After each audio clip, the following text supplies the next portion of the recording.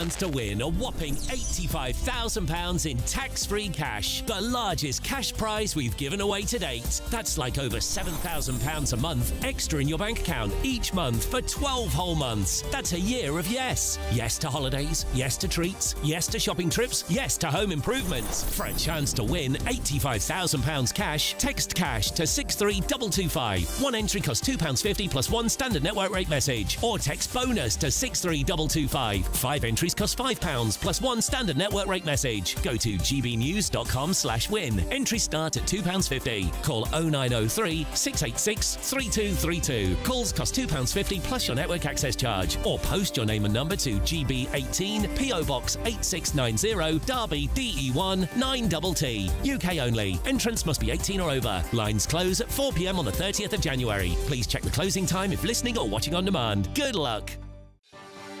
Martin Daubney, weekdays from 3 p.m. Well, he went to Sandhurst and graduated, and then decided the Paras wanted him, so he decided to go Royal Artillery. And he loved being in the army. He loved the camaraderie, the spirit, everything else. And he had a great career ahead of him. Went to Iraq and Afghanistan, and came back, and everything was fine. We were so relieved as parents. And then the signs started to be there of PTSD. It was quite a while after he came back that they sort of manifested themselves, and everything went downhill after that. And it was a long fight for him to try and get help, but there was no help available. There was no one he could turn to. And in the end, my wife and I, we had to care for him, which was very, very difficult for all of us. And there, you know, he was with us for about 18 months, and then in the end he passed away. He had an enlarged heart. He was struggling very much with PTSD, so he turned to alcohol. But as most veterans do when they have this problem, and in the end he obviously passed away 8 years ago. And we had no help at the time, and we didn't have anybody giving us advice or where we could go. And I was with Nigel. I went to Combat to Coffee a few years ago with Nigel, and we got this. The author of the book, Rob Parker, presented this to us and sent it to me. And everything in here in this book was so true. And with us, it was like a manual for us, or a diary really, of what was happening and what could happen. GB News, the People's Channel.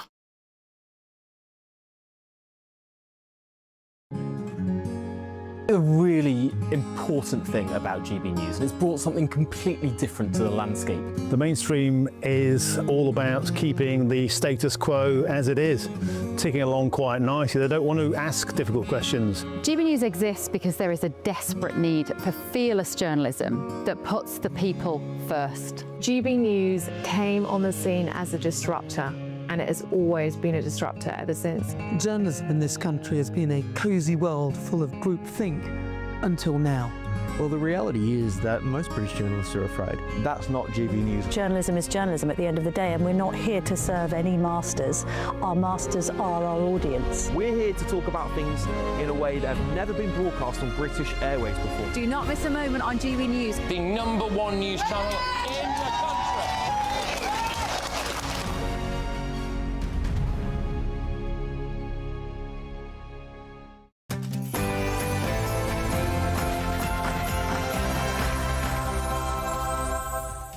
Good afternoon to you and a happy December. Look at this, it's absolutely beautiful, isn't it? It's 3 p.m. Welcome to the Martin Daubney Show here on GB News. Broadcasting for you live across the UK, all the very latest news, debate and analysis all the way through until 6 p.m. Now, here's what's coming up on today's action-packed show.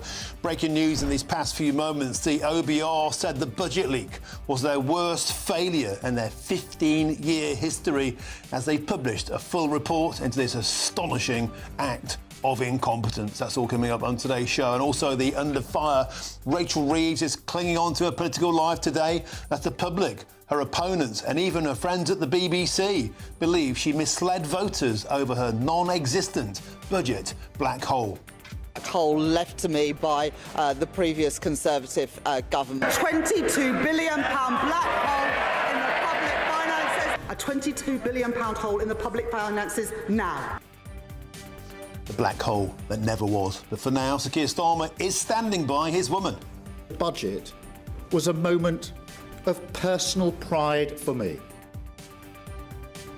Here's a big question. Should the Chancellor get the chop or perhaps even go to jail? Well, we'll have all the very latest news from a fever pitch Westminster.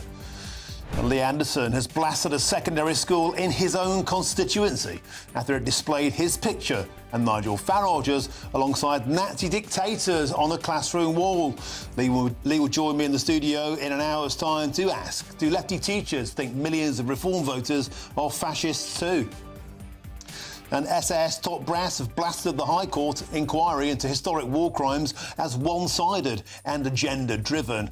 SAS commanders have accused the government of cherry-picking the worst cases. Does the Labour government hate our elite forces? And male supermodel David Gandy has roasted Peppa Pig's dad, calling the patriarchal porker a useless fool of a male role model. Does Gandy have a point, or is he being a silly sausage?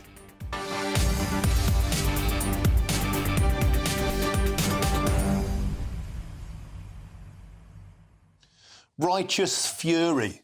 That's how I would describe the mood of the nation. I've been in Leicester this weekend, Market Harborough, on trains, in pubs, in chip shops, talking to real people about the post-budget fallout. People cannot believe they get up in the morning to go to work and they're on less of a screw than they get on benefits. People saying, what is the point? Small business owners at Christmas fairs this weekend saying, why bother getting out of bed when you get more money just to sit on your backside on the dole? I think Britain is approaching some kind of breaking point where the working people, the so-called working people this government is meant to defend, are simply saying, why bother? What's the point of getting out of bed in modern Britain? Politics feels the most broken it's been since the Brexit referendum. In fact, I think it's worse. We're going to discuss that on today's show. Get in touch with your thoughts. I'm desperately keen to hear from you. GBnews.com/you'll say is the way to do so. Now, it's your headlines. Here's Sophia Hill.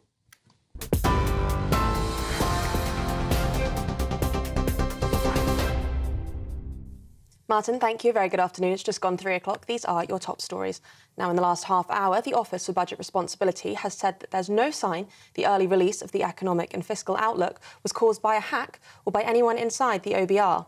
In its report published this afternoon, the OBR says the long-standing technical errors meant that the document was briefly visible online when staff believed it was safely hidden. It warns that the same flaw likely affected earlier releases too, with at least one unnoticed early access in March, and they're now calling for an urgent forensic review to make sure it doesn't happen again. The OBR have said that this is their worst failure in its 15-year history. Meanwhile, the Prime Minister is pushing ahead with a major new drive on welfare reform, insisting the system is, quote, trapping young people out of work and holding back on economic growth. He says that the budget was a moment of personal pride after scrapping the two-child benefit cap, a move expected to lift around 450,000 children out of poverty. But the pressure hasn't eased. Labour is still facing accusations that it misled voters on the scale of the financial challenges after Rachel Reeves announced £26 billion in tax rises. Senior Conservatives have demanded answers, while some Labour MPs are privately describing the budget process as a disaster. Earlier, Sir Keir Starmer defended his Chancellor and denied that Labour has misled the public. When I was told that we started the budget process minus £16 billion, I didn't cheer. I didn't think it was good. I thought it was a very bad starting position. I was curious as to why the productivity review had been done this year and not previously, but there we are. That's the nature of the beast. It's done, and the price is calculated, and I'm handed the tab. Minus £16 billion. Not suggesting the other figures aren't there, but it is not. I won't accept the proposition that somehow this was a good starting point. Elsewhere, a new wave of disruption is hitting Birmingham as agency workers hired to cover striking bin crews have now voted to join the strikes themselves.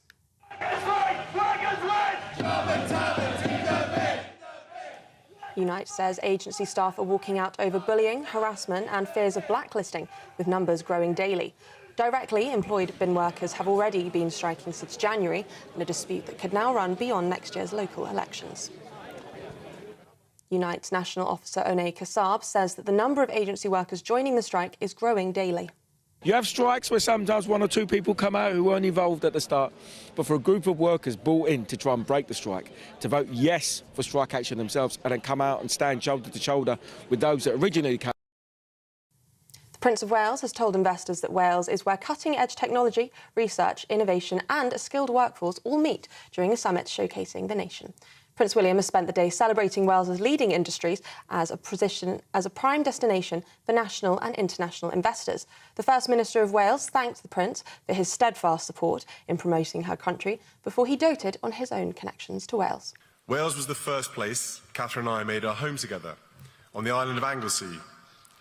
And when you make a home in Wales, you join a family of 3 million people, and the sense of warmth and belonging is what makes Wales unlike anywhere else.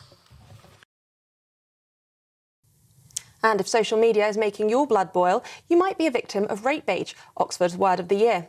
The phrase describes posts designed purely to provoke outrage and drive clicks. The use of rape bait has tripled in the past year, reflecting what linguists say is a shift from curiosity-driven clickbait to algorithms amplifying anger.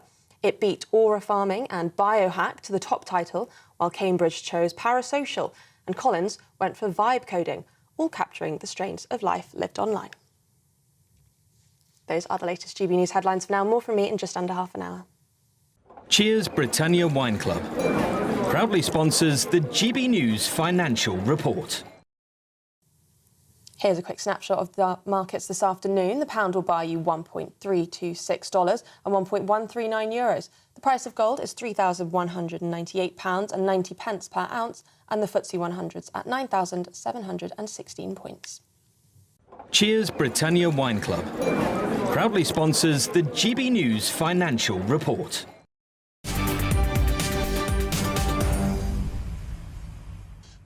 Thank you, Sophia. Now, breaking news from these past few moments, and the OBR says the budget leak was their worst failure in their 15-year history as they published a report into that well-documented incident.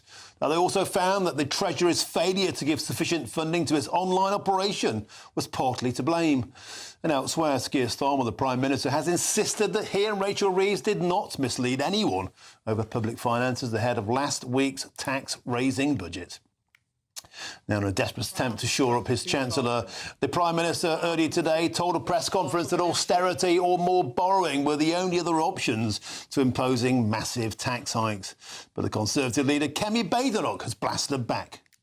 Quite clear that the Prime Minister approved of what she did. He gave this extraordinary press conference today where he said he was proud of the budget. This is a man who cannot admit when things have gone wrong.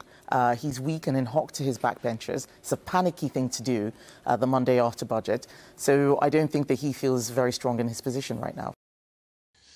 Well, it's December the 1st, but the spirit of Christmas is nowhere to be seen from the British electorate, I must say, and I'm joined in the GB News studio by our political editor, Christopher Hope. Chris, I was just saying at the top of the show, I spent my weekend in Leicester, in Margaret Harbour, on Christmas markets, talking to the electorate. I've never seen the British electorate this furious since the days of Brexit. And the consistent thing that keeps coming out is, I don't trust them, I don't believe them, and why should I get out of bed in the morning to fund people living a luxury lifestyle on benefits? £78,000 you've got to earn if you've got 3 kids to get the same lifestyle as those on benefits. There were no budget cuts on that. And people feel that they're being bankrolled for Benefits Britain. And meanwhile, we just have a complete state of denial from our political class. Let's take those 3 issues in reverse order. Trust, belief and why should I get out of bed? Now, the last one is a conversation about benefits. The PM said today it's his moral mission to reform benefits. He announced Alan Milburn, a former... When?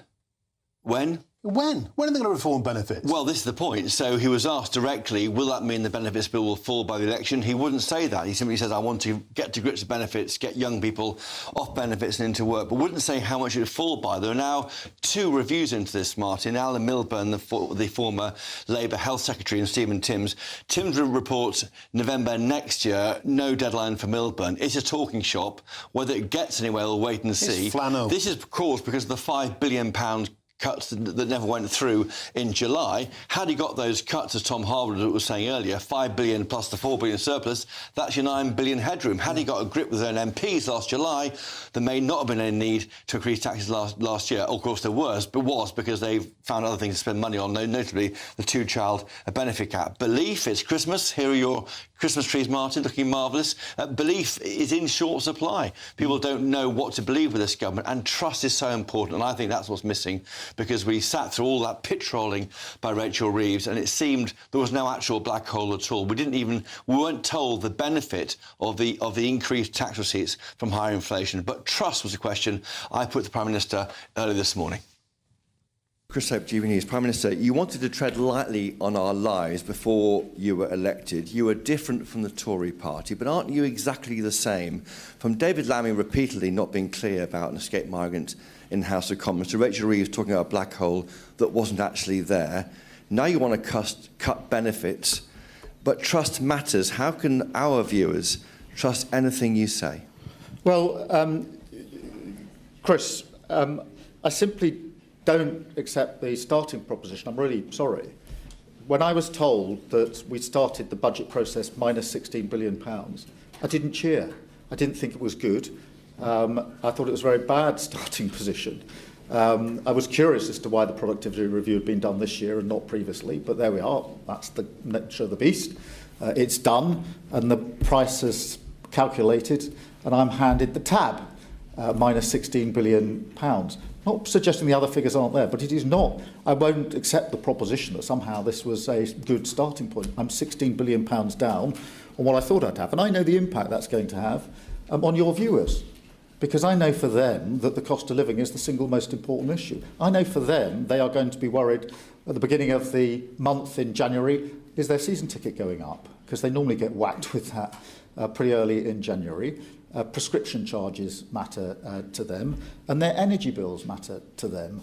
And there are choices, therefore, that can or can't be done if you start with minus £16 billion. So I simply, I know it'll be put to me many, many times, I simply don't accept the proposition that somehow starting your budget process minus £16 billion is a particularly good starting point. If that hadn't have happened, I'd have had £16 billion more to weigh in the options and the choices that we made. 2/3 of the headroom is £16 billion. So you can see the significance of that amount of money. I think all I can do is explain the impact that these decisions have on your viewers, and to assure them that I am well aware that the number one issue for them is the cost of living, and that's why in the budget and all the other decisions, I mean, last week we were doing free school meals, free breakfast clubs, free childcare. All of these are good for children in their own right, but they're also really important cost of living measures as well. And I think for many of your viewers, they will, I hope, be pleased to see things like those measures going in. The childcare is a real game changer for so many parents and carers across the whole country. Thank you very much, Chris.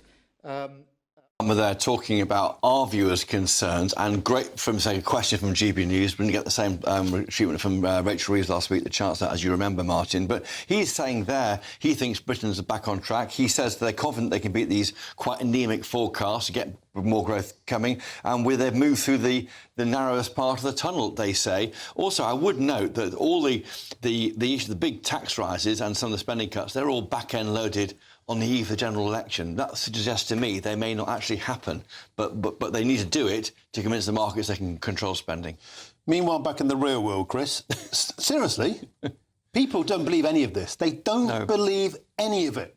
They sincerely don't believe a word that's coming out of their mouths anymore. I just don't think they do. Yeah. Even their own voters, 64% thought the Prime Minister, this is an opinion poll out today, 64% thought the Prime Minister and his party had not been truthful or transparent about the challenges facing the UK. 58% disapproved of the job the Chancellor Rachel Reeves is doing. Only 16% think she's doing a good job.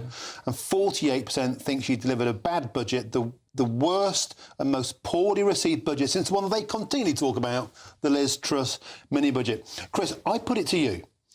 This is a government that is detached from reality. They don't understand what particularly the working classes and those who get out of bed in the morning thinking. It was the same during Brexit. It's the same now. What planet are they on? Well, they would say they're on the planet of trying to help all people. They recognise, the PM told us earlier, tax rises do make life harder for people. They could have cut public services. That was a choice they could have made. Ignored child poverty, rolled the dice on borrowing. Those are the quotes from the PM earlier. But they don't want to do that. They think we should all pay more.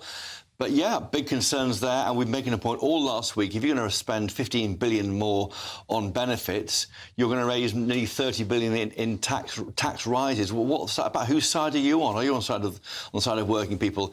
As I say, they are trying to reform this, Alan Milburn, Stephen Timms reviews, but nothing yet, and it's a long way out. I mean, there's question marks here for this government about this commitment to helping working people. OK, Chris, we'll hold fire, because taking a break finally from having a pop at Nigel Farage, the Liberal Democrat leader Sir Ed Davey has reacted, criticising the tax rises outlined in Rachel Reeves's budget. Well, this is one of the most dishonest budgets I have ever seen, and there were some really dishonest Conservative ones. We had a stealth tax approach from the Chancellor, hitting millions of families and businesses and pubs and restaurants, and I think it's deeply disappointing when there's an alternative. We need to grow our economy so we have the money to end the cost of living crisis, and she failed utterly to do that. I think Labour's whole economic policy is damaging our economy. Their failure to grasp the option of a much better trade deal with Europe, a EU-UK customs union like Liberal Democrats have argued, is a huge mistake, and it's undermining Britain, it's undermining growth, and it's hitting people with the cost of living. And of course, Ed Davey thinks the answer to this is closer ties with the European Union. Well, I'm now joined by the crossbench peer, Lord Wolney. Lord Wolney, it's always a pleasure to have your company. It sincerely is. You may have caught my terse conversation there. Here's what I believe. I don't think the public now are on receiving mode at all about what's being said by the Prime Minister and the Chancellor. They simply have a huge credibility gulf. And I just think that the only way that they're going to get the message is in the next set of elections in May. I think people are just through with this. People are going to work in the mornings. They feel utterly, utterly sick of getting out of bed, and they're seeing a burgeoning benefits class sitting pretty while they are slaving themselves to death at 6 a.m. I think it's not just the Prime Minister and the Chancellor Rachel Reeves who people are fed up with. They are fed up with the whole of the political mainstream class as they see it. The faith in British politics and British politicians has been on the slide really since the financial crisis back in 2008. And since that period, we have had in this country the longest sustained spell of wages being stagnated, living standards not rising, and people are just thoroughly fed up. So yes, I think, really, whatever it is that Rachel had said at the Dispatch Box last week, if the news had been better, if the pronouncements had been better, people probably wouldn't have believed it until they actually see it in their wage packets at the end of the day, in their standards of living rises. I have huge sympathy, really, with people trying to govern the country at the moment, because the inheritance was appalling. The economic situation is incredibly difficult, but the reality is, for whoever is in that hot seat, they have to show results, and until they do that, I don't think the public are going to listen to them, whether they are at the Christmas markets in Leicester or wherever else they are in the country. And isn't that the point? It's like during back in the Brexit years, when a lot of us got very, very motivated by politics, the same thing kept coming up. They never listened to anything we say. We tell them to control our borders. We tell them to listen to us on our jobs being taken, on our wages being suppressed. And now we keep telling them to listen to us about border control, about asylum hotels, about the burgeoning benefits. They just never, ever seem to listen. And even when they're caught with their trousers down over the OBR and massaging the figures, call it whatever you like, misleading it, they still live in this alternative reality. Oh, no, there's nothing to see here. No, we didn't mislead people. People are going, am I living in some parallel universe where the politicians live and then the real world lives?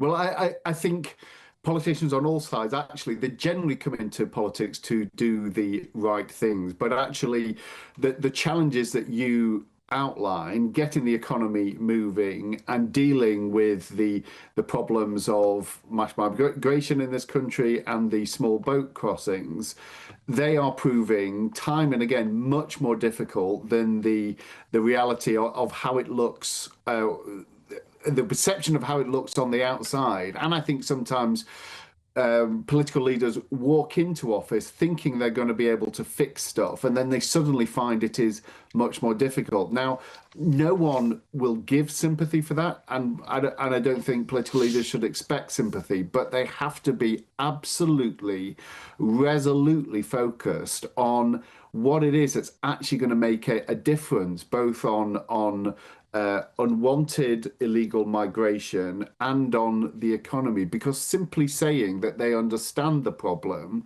and they sympathise with the public is just not good enough anymore. It's not going to cut it. They have to show results on both of those things, which I'm afraid to say for the Labour Party means pushing MPs and supporters towards solutions that they are not instinctively comfortable with, but nevertheless which are necessary to improve living standards and to get this small boats crisis under control. And that is what I'd have liked to have seen more of last week, and it's what I think the ministers need to resolutely focus on now to get themselves out of this mess. OK, Lord Bonner, we have to leave with that. I'm sorry to be so curmudgeonly on this first day of Nativity, but I'm afraid that's just the way sometimes it is. Lord Bonner, I sincerely appreciate your time. Thank you as ever. Now, we've got some more breaking news for you now in these past few moments, and it's this. The King and the Queen, they will host the German president for a state visit. And let's now cross lines with GBNews' royal correspondent, Cameron Walker.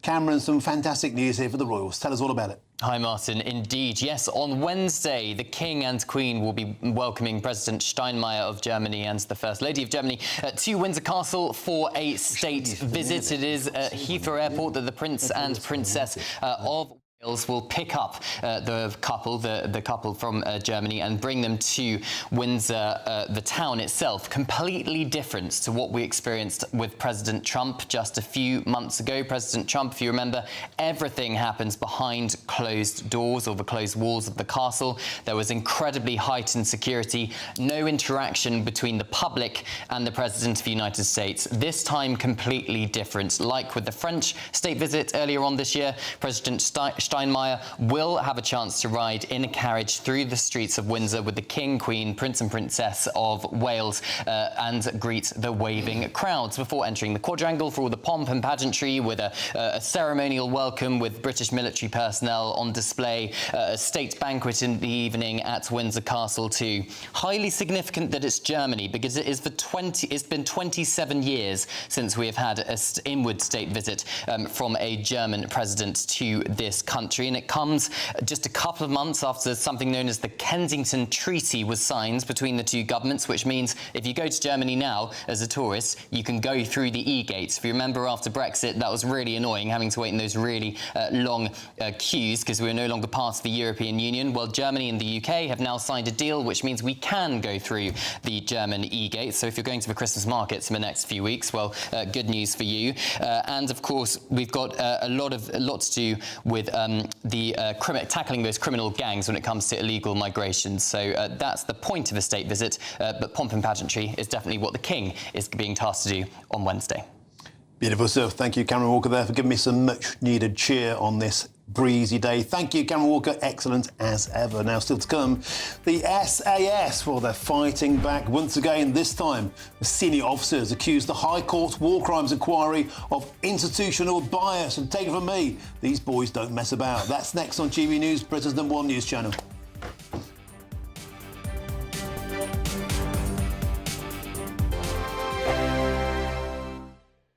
Britain was once the envy of the world. But look around. A nation that no longer knows what it is or where it's going. A country that's broken. How do we fix Britain? How do we bring it back? Friday night with Matt Goodwin at 8 p.m. only on GB News. Decisions made in Washington aren't just shaping America, they're shaping Britain too. From migration to global security, from crime to health. Whatever happens in the White House today will be felt in your town or city tomorrow. That's why The Late Show is live from Washington, D.C. Cutting through the politics to show you what it all means for Britain. The Late Show live every night at midnight. Only on GB News, Britain's news channel. No matter the state it's in, this is our nation. Join me, Jacob Rees-Mogg, for a genuine, honest discussion on where we have been, where we are going, and where we are with the people who set the direction. Tune in to State of the Nation every Monday to Thursday, 8 to 9 o'clock. Only on GB News. Britain deserves a newsroom that puts the facts and your voice first. Well, and that's what you get on GB News. Lively debates, lively conversation. And we're not afraid to hold power to account. And each other. So join me, Andrew Pearce. And me, Miriam Gates, for Britain's Newsroom, weekdays from 9:30 on GB News. Bold. They are under no illusion. Ray. Are you a human trafficker? Boundless. I've had enough of the nonsense, and I'm not afraid to say it. Don't get this on the BBC. Every weeknight, I tear through the headlines. The smell of gasoline. Should we be worried about it? From Westminster madness to cultural war chaos. What we're going to do now is they are throwing things out the car as we speak. Get ready, Britain. Here we go. Patrick Christie's tonight, weeknights from 9 p.m, only on GB News, Britain's news channel. Hi, I'm Michelle Dewberry, and my show is your opportunity to cut through all the noise and dive in headfirst to some robust debates. Ideas clash. Situation, no, isn't it? No, because the failure is you're deliberately avoiding my point. Nothing's held back. And if you think this is the end of it, wait for more. And we do not shy away from the difficult stuff. Sometimes I want to shake people and say, if only you understood. So join me on Jubes & Co. weeknights at 6 p.m, only on GB News, Britain's news channel. Mornings don't have to be tiresome, especially if you have the right company. Wake up to news as it happens, opinion and debate, and of course, a little bit of entertainment too. Because when the kettle's on, we're on. That's Breakfast on GB News, a show worth waking up for. Every morning from 6 a.m. Only on the People's Channel, Britain's news channel. We'll spread the news, you spread the word.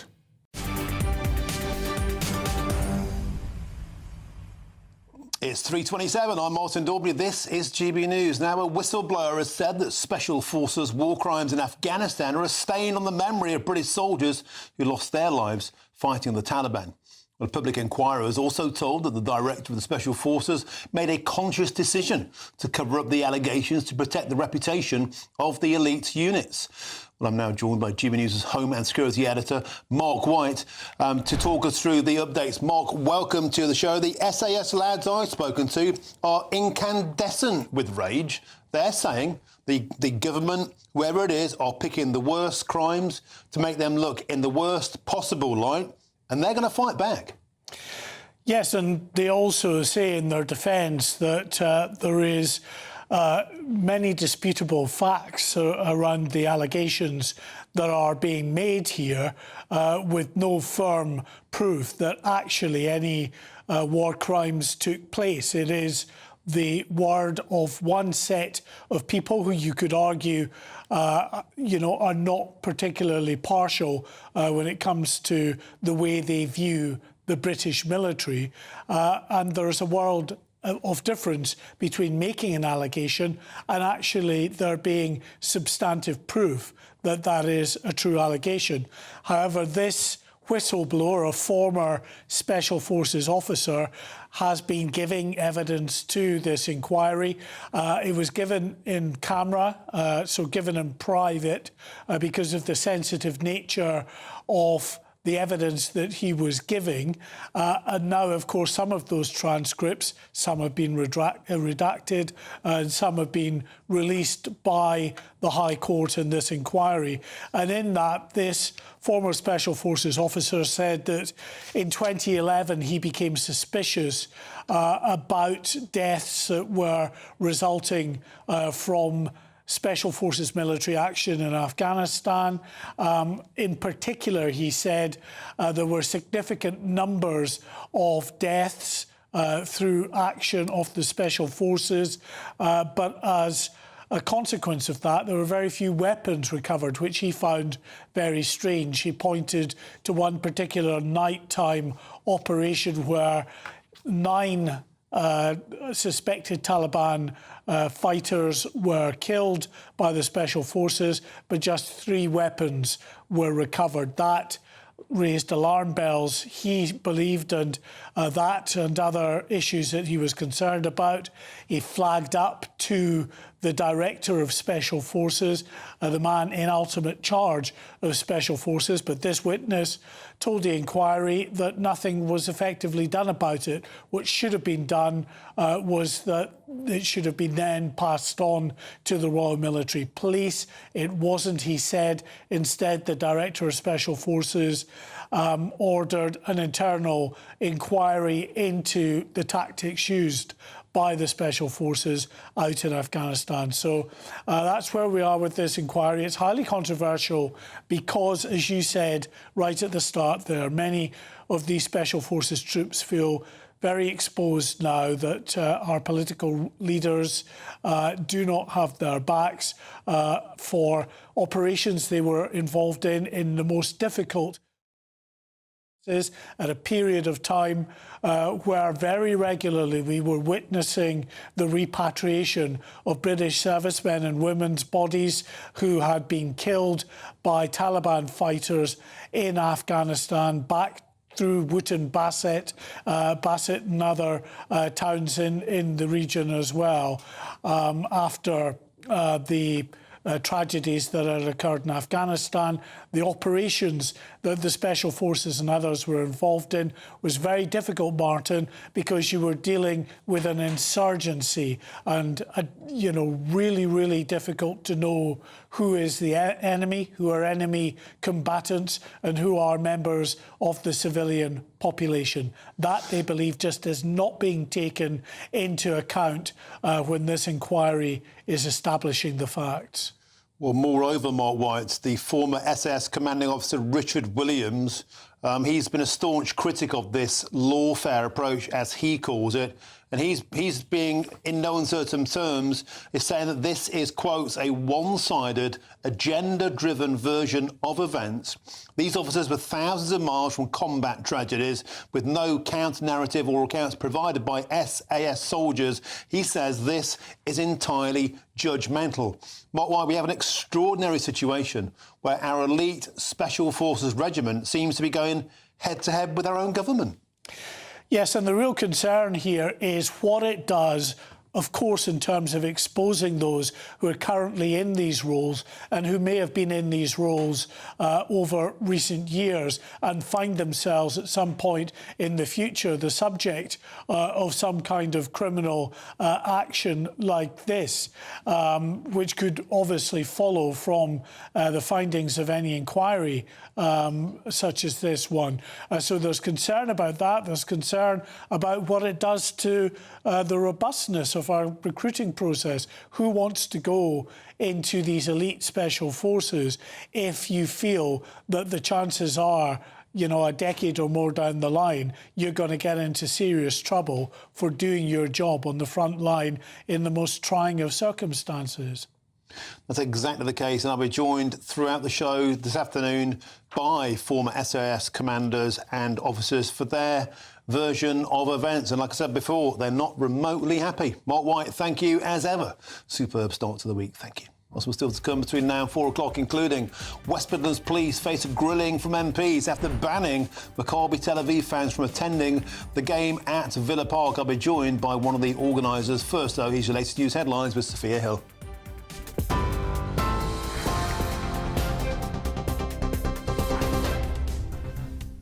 Very good afternoon. It's just gone 3:30. These are the top stories. The Office for Budget Responsibility says that there's no sign of early release of the economic and fiscal outlook being caused by a hack or by anyone inside the OBR. That's in its report published this afternoon, saying that it was the worst failure in its 15-year history. So Keir Starmer is pushing ahead with a major new drive on welfare reform, even as Rachel Reeves faces claims that she misled voters over the state of public finances. Explosive evidence at the Afghanistan inquiry. A senior Special Forces officer says that one UK unit used kill counts and trigger times to judge themselves. It's alleged that the detainees were executed and toddlers were shot in their beds. Birmingham's been dispute is escalating as agency workers hired to cover striking crews have now joined the picket lines themselves.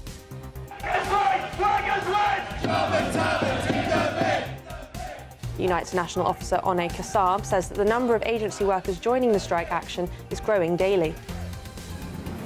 And the Oxford word of the year is rage bait. The phrase describes online posts designed to make you angry and drive engagement.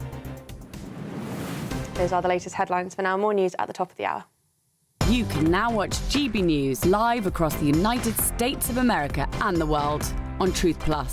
Scan the QR code to find out more, or visit gbnews.com/truth.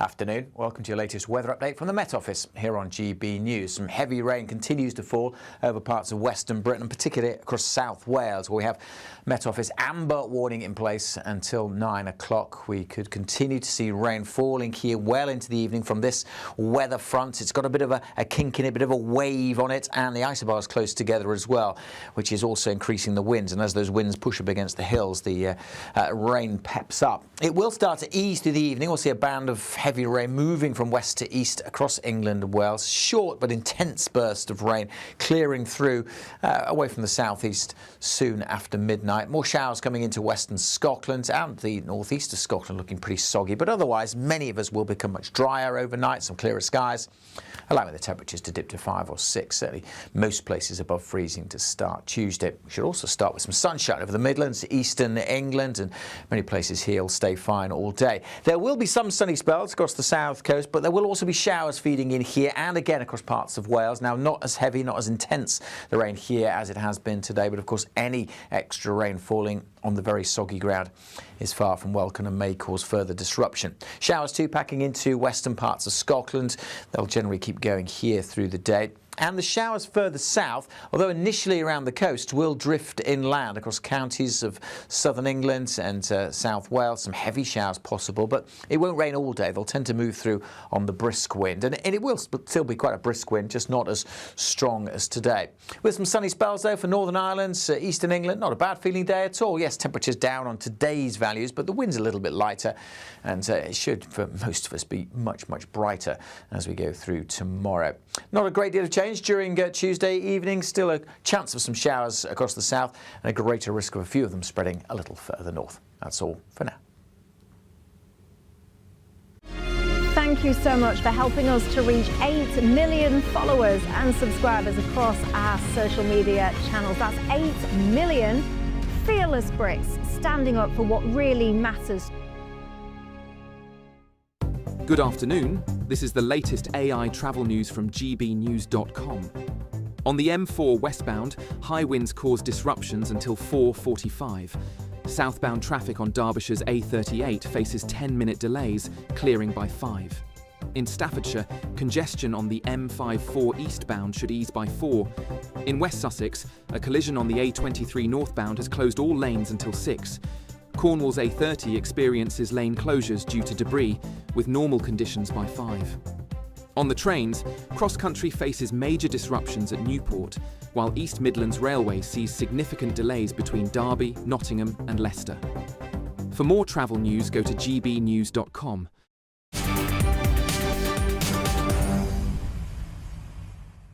Welcome back. It's 3:38. You're with me, Martin Daubney, here on GB News. Now, earlier on today, West Midlands police chiefs, well, they faced the grilling from MPs in Parliament over the decision to ban Maccabi Tel Aviv fans from an Aston Villa match last month. Now, the Chief Constable of West Midlands Police, Craig Guilford, he insisted that the decision to ban Maccabi fans was due to the hooligan elements in the team's support. Let's take a listen. The ultras were very well organised, militaristic in the way that they operated. They attacked members of the local community, including taxi drivers, tore down flags, people were thrown into the river, and definitely the singing, and I think the question from one of your colleagues earlier about the no schools in Gaza, as the children were all dead. They further stated that this group specifically targeted the local Muslim community deliberately. Members of the local and wider Muslim community subsequently reacted and deliberately then, on the day after mainly, attacked Maccabi fans. Well, I'm joined in the studio in Westminster by the director of Our Fight, Mark Birkbeck, who also organised a solidarity rally at Villa Park on the night of that Maccabi-Tel Aviv match. Mark, welcome to the studio. I think that version of events there by the West Midlands police chief falls into the category of recollections may vary, because I heard from fans before the match that actually the true antagonists were not the Maccabi Tel Aviv fans in Amsterdam. But let's get back to today's evidence. Is it divorced from reality, what's going on there? On many different levels, yeah. I think you're quite right that what you heard from other fans and people on the ground was a very different story. But also what we heard in the Dutch court case. The court case itself revealed the planning that went on beforehand by the local taxi drivers who communicated in WhatsApp and said to everybody, let's go on a Jew hunt. I think it was all very clearly orchestrated in advance. And as we know now, through the court case as well and through video, social media, the only person who was thrown into a canal was a Maccabi Tel Aviv fan who was told that he could get out if he shouted Free Palestine. And this is something that the Dutch police reported. So I think Craig Guilford there is being, as you say, very... Okay, so just to answer the question... Flowing, very, very loose with the truth. And of course, the scenes itself on the night of the match. I mean, we saw these astonishing scenes. I've got friends who were at that match. I've got friends who didn't want to go near that match because they were terrified to take their children through those crowds. You were there on the night. What's now the mood amongst the Jewish community in Birmingham? Well, just to clarify, I'm not Jewish, so I can't speak for anybody who is. But I think it's kind of mixed now. Beforehand, I think there was a lot of fear because if you remember, the local activists, they were putting out calls for young Muslim men to come and take over the streets of Birmingham. If you remember, they wanted 300,000.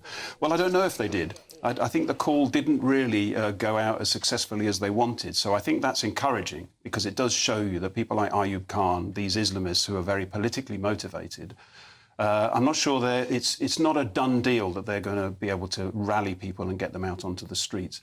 It's also worth remembering that this match was part of an ongoing campaign. Yeah. They had already petitioned. As people will know, there's a boycott, divestment and sanctions, BDS campaign ongoing in the UK where people like Ayub Khan and the Palestine Solidarity Campaign, these kinds of activists are trying to isolate Israel. And part of the way that they isolate Israel is they try and present Israel and anything connected with Israel as extreme, as more violent, more genocidal, just out of the ordinary. And this fits into that narrative. I think the police fell for it, hook, line and sinker, but they were played to help create the narrative that Israelis, Jews, Maccabi Tel Aviv fans, they're worse than anybody else. Does that leave the legacy, do you think, amongst not only the Jewish community, but just amongst the British public, that the police, if you like, were seen, they would deny this, of course, but they were seen to take sides? Yeah, absolutely, they took sides. And this is part of a campaign that we've been running at the moment about... OK, I have to interject because we have to cross to the Commons where the Chief Secretary to the Treasury, James Murray, is speaking. And so we'll turn to that in a moment. On the first point, Mr. Speaker, the Chancellor has been consistent and upfront with the public about her considerations in the lead-up to the budget last week. First, the Chancellor was clear on her priorities at the budget, which was to cut NHS waiting lists, to cut the cost of living, and to cut our debt and borrowing. The budget that she delivered last week delivered on those priorities. Secondly, the Chancellor was clear on November the 4th that a lower productivity forecast would mean lower tax receipts. The OBR confirmed at the budget that tax receipts are £16 billion lower as a result of their reduced productivity forecast. Third, the Chancellor was clear on November the 4th that she intended to build more headroom. She has done that, with the headroom against the stability rule at £21.7 billion. Fourth, the Chancellor was clear in the summer that the policy decisions we took on welfare would need to be paid for at the budget, and the budget document shows those decisions cost £6.9 billion in 29-30.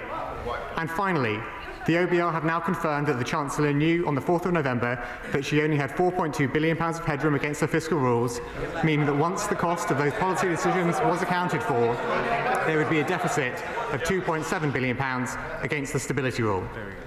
Mr. Speaker, the combined effect of this information is that on November the 4th, the Chancellor knew that the government would be in a deficit against the stability rule before any of this government's priorities of the budget had been delivered or any additional headroom built.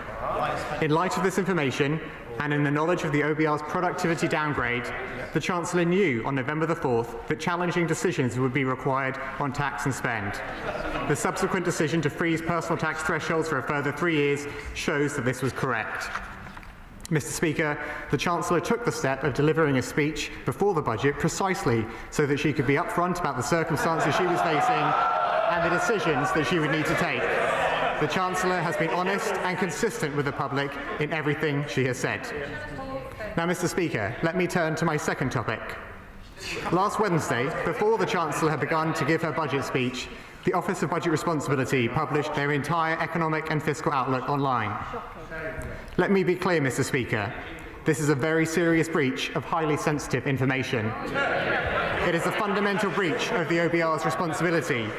It is a discourtesy to this House, and it should never have happened. The OBR rightly took full responsibility and issued an apology to the Chancellor later that day.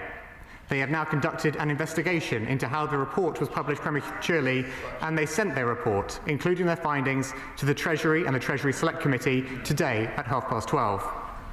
The report states, and I quote, "We are in no doubt that the failure to protect information prior to publication has inflicted heavy damage on the OBR's reputation. It is the worst failure in the 15-year history of the OBR."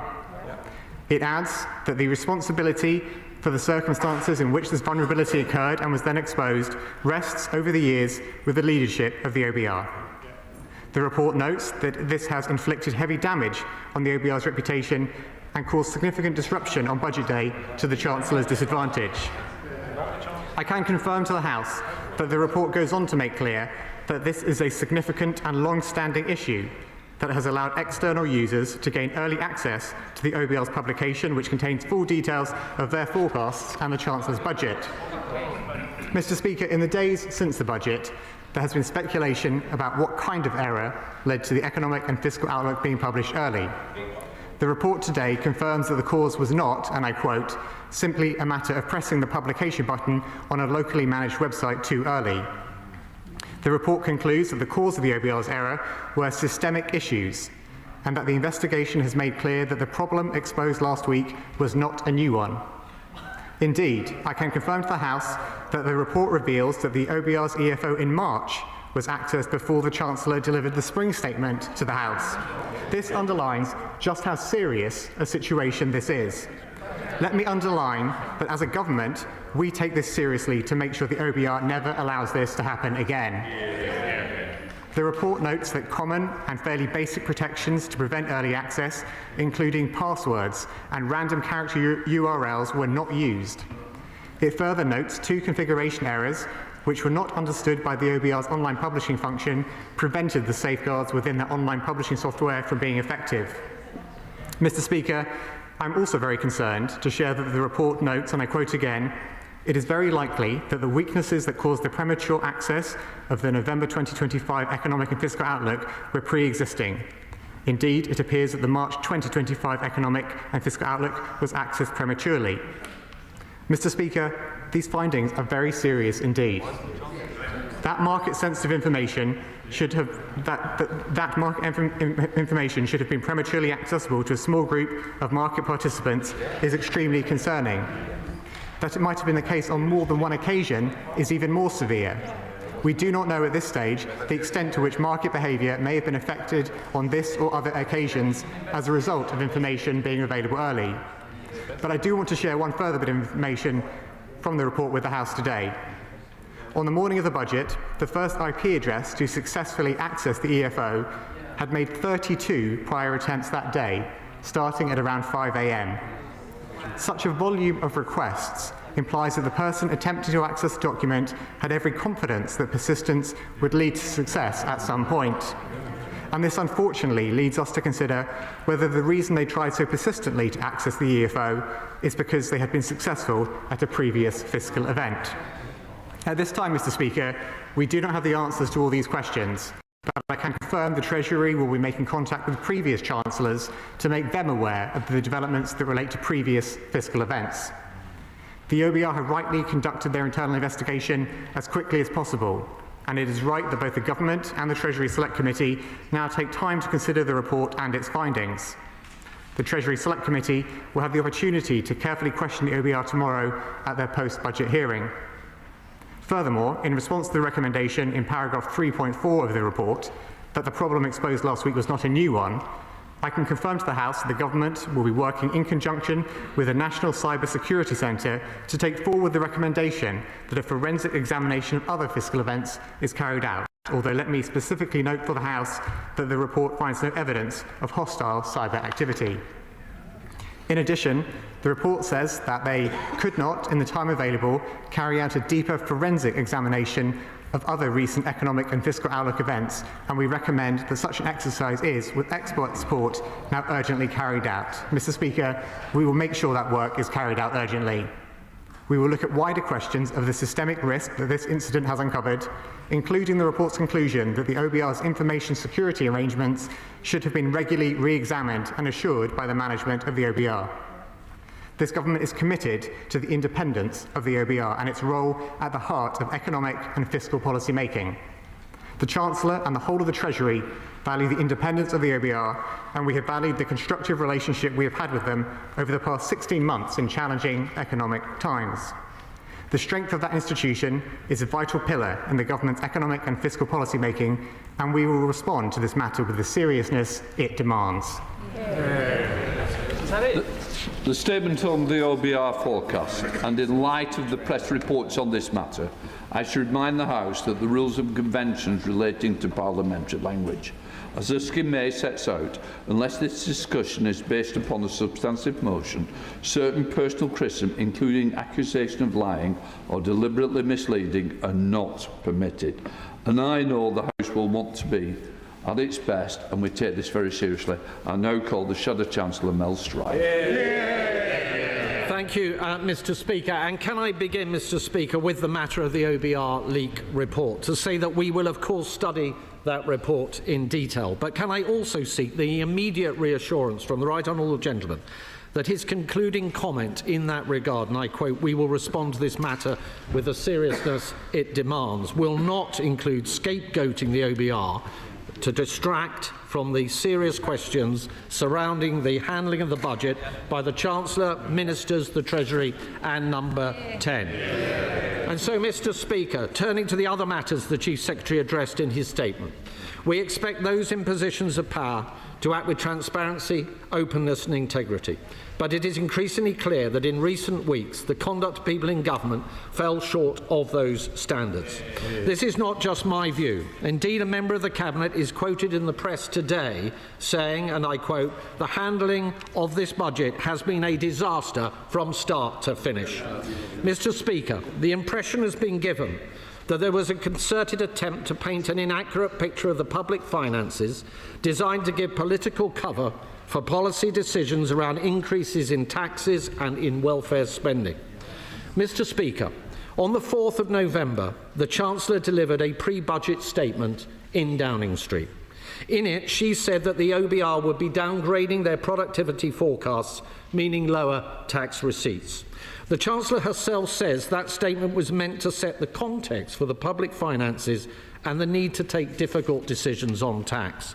But she failed, and this is the key point that the Right Honourable Gentleman did not address. She failed to mention that the net result of the OBR's review of the economy was in fact an increase in tax revenues, not a black hole. To quote the OBR's budget report, "In isolation, the reduction in productivity growth could have lowered revenues by around 16 billion. However, the boost to receipts from higher inflation and changes to the composition of nominal GDP growth more than offset this." The Chief Secretary argues that there was a need to increase headroom, but that was not the justification for tax rises which was given before the budget. although it is effectively an admission that the decision to leave such a small headroom at the last two fiscal events was irresponsible. And it fails to acknowledge that a significant proportion of the increase in taxes was actually used to fund policy decisions on spending, specifically on welfare. Mr. Speaker, on the 14th of November, the media were briefed that income tax rates would not be increased following the improved forecast from the OBR. We now know this was simply false. As I pointed out in my letter to the OBR before the budget, the finalised pre-measures forecast came weeks before this, on the 31st of October. Even after the budget, in a Guardian interview, the Chancellor said income tax rises had remained on the table well into November, quote, because we didn't know the size of the downgrade in productivity. That is not true.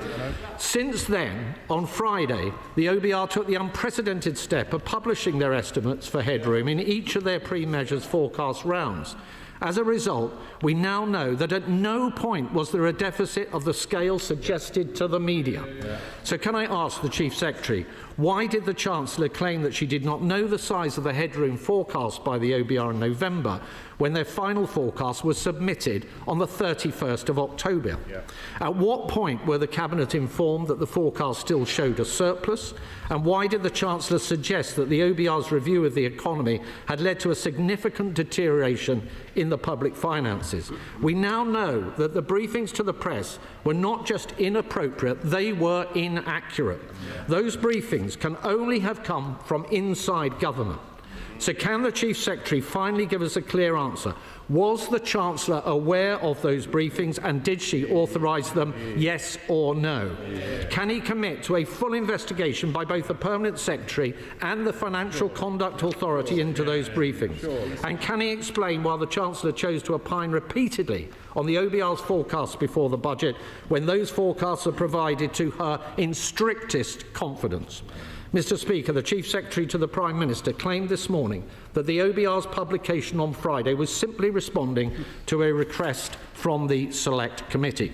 But the OBR's report on Wednesday said that it planned to write this letter already. So can the Chief Secretary confirm that in fact it was a proactive choice by the OBR to publish that information, clearly suggesting that the OBR were concerned that the record as to who knew what and when would otherwise be less than clear? Mr. Speaker, it is a matter of profound regret that while the Chancellor chose to appear before the media yesterday, she did not see fit to appear here today. The Chancellor's credibility is in tatters, and to the long list of her failings in respect to these matters should be added that of disrespecting this House. Chief Secretary. Mr. Speaker, I was unclear from the Shadow Chancellor's comments at the beginning of his speech just then whether, like us, he values the role of the OBR in the budget-setting process. We value its independence, we value its integrity, and that is why we take what happened last Wednesday with the utmost seriousness, and we are determined to pursue it. Mr. Speaker, the Shadow Chancellor went on to make a series of other points which I will address. But what he fails to acknowledge is that the productivity downgrade was real. The £16 billion hit to the forecast as a result of productivity downgrade was real. And I wonder why he doesn't want to acknowledge that, Mr. Speaker. Could it be because the productivity downgrade was a result of things his government did over the 14 years that they were in office? Could it be the fact that the productivity downgrade was a result of a review by the OBR of policies including cuts to public investment, the mishandling of Brexit, the record of the previous government? That is perhaps, Mr. Speaker, why he doesn't want to acknowledge that point. But, Mr. Speaker, the productivity downgrade, £16 billion, was real. The need to build headroom was crucial. Those were principles that guided the Chancellor going into the budget, as well as the importance of cutting the cost of living, cutting NHS waiting lists and cutting government borrowing. And Mr. Speaker, the Shadow Chancellor will remember from when he was in government under the Conservatives that the process with the OBR and the Treasury is an iterative one that runs up until budget day. And when the Chancellor delivered her budget alongside the economic and fiscal outlook, which was published, as we have discussed today, slightly early. That set out the context of the decisions that she took. He raised the question about information security, and he will have received, I'm sure, the letter from the Permanent Secretary to himself sent on November the 25th, which says that as Permanent Secretary, I, in this case the Permanent Secretary, place the utmost weight on budget security and will continue to keep all aspects under review to ensure the integrity of the budget process. And finally, Mr. Speaker, the Shadow Chancellor asked where the Chancellor is today. I'm very pleased to tell the House that the Chancellor has been at the Wales Investment Summit today, following the announcement yesterday of £1.4 billion of extra investment into Wales, just the latest in £16 billion of new investments announced since the summit was launched. We come to the Chair of the Select Committee, Dame Meg Hillier. Thank you. Members have got to learn you can't run in front of other members when they're speaking. Please, it's really bad on TV and it's not courteous. Dame Meg Hillier. Thank you, Mr. Speaker, and I too welcome the fact that the OBR have put this report out so quickly so that it can put its house in order. Okay, and that was the curious spectacle of James Murray. By the way, welcome to the show. It's 4 p.m. You're joining me, Martin Daubney, here on GB News. Quick summary of what we saw there in the Commons. James Murray, the Chief Secretary to the Treasury, delivering a speech on the OBR leak. Now, you may say, where's Rachel Reeves? Well, Rachel Reeves is in Wales delivering a speech there. You may say perhaps the Chancellor has more important things to talk about back in Westminster. I digress. James Murray delivered a speech there saying the Chancellor delivered a speech before the budget to be upfront with the public, to be transparent and honest. Cue about 5 minutes of heckling from the Conservatives. He then went on about the OBR leak. Of course, the OBR report leaked right before the budget, throwing Rachel Reeves into chaos, the markets into chaos, the media, the public, the whole shebang into total and utter chaos. Mr. Murray went on, the OBR leak was a discourtesy to the House. Cue huge amounts of heckling again. The leak was the worst in the 15 years of the OBR's history, James Murray said, and the leak was our responsibility, claimed the OBR. There was no evidence of hostile, external or cyber activity. And we had a situation there where the entire conversation was about shooting the messenger, the OBR, rather than the message that the budget itself has gone down, has to be said, like a cup of cold sick, perhaps made into one of those milkshakes with the British public. Mel Stride, the Shadow Chancellor, followed, saying don't scapegoat the OBR to distract from the serious mishandling of the budget by the Cabinet, by the Chancellor and by the Labour government. And he said the conduct of the government fell well short and the handling was a disaster. Well, I'm joined in the studio by Reform UK's Chief Whip, Lee Anderson, for some reaction. Lee Anderson, welcome to the studio. You were listening in intently throughout all of that, but beyond what was said there, can I get your take, the first time I've spoken to you since the budget, of what many people think is one of the most calamitous budgets in living memory? Well, it's been a joke, I think, Martin, from start to finish, and actually the shenanigans have not stopped yet. I mean, there was leaks for 3 weeks before the budget, which we know where the leaks were coming from. They were being, the press were being briefed by Cabinet Ministers, by Number 10, whoever, and then the full budget was actually leaked before the Chancellor got the chance to make her statement, and they're blaming everybody apart from themselves. I'm surprised, Martin. I think the next excuse, they're going to blame it on Brexit or something like that. Oh, he did. It's just ridiculous. James Murray mentioned Brexit there. He said the OBR downgrade was due to Brexit and to the Conservatives. Anybody, it seems, Lee Anderson, but the Labour government themselves. It is. It's about time they took full responsibility. Like you said, Martin, earlier, it's gone down like a cup of cold sick.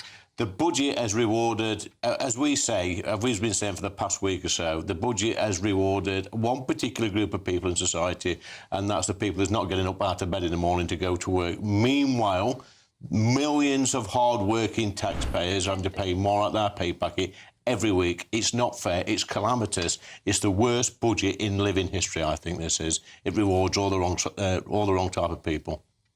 You've spoken extensively in the past, Lee Anderson, about now the feeling amongst people in Ashfield, people all over the country.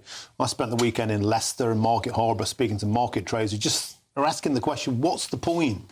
What's the point of getting out of bed in the morning when you see so many people on Benefit Street living their life of variety? Astonishing articles over the weekend saying now you need to be basically earning in the mid 70,000s if you've got 2 or 3 kids to be living the lifestyle of benefits. Are we just now in a perilous situation, Lee Anderson, where we're rewarded to not work? Well, I've been saying this for years, Martin, and nobody over there has been taking any notice of what I've had to say. Eventually, they started to wake up. You're quite right. We've seen some of the one of the calculations I saw was from the Centre of Social Justice. They did a benefit calculation, and they was basically saying you've got to be earning £71,000 a year to keep up.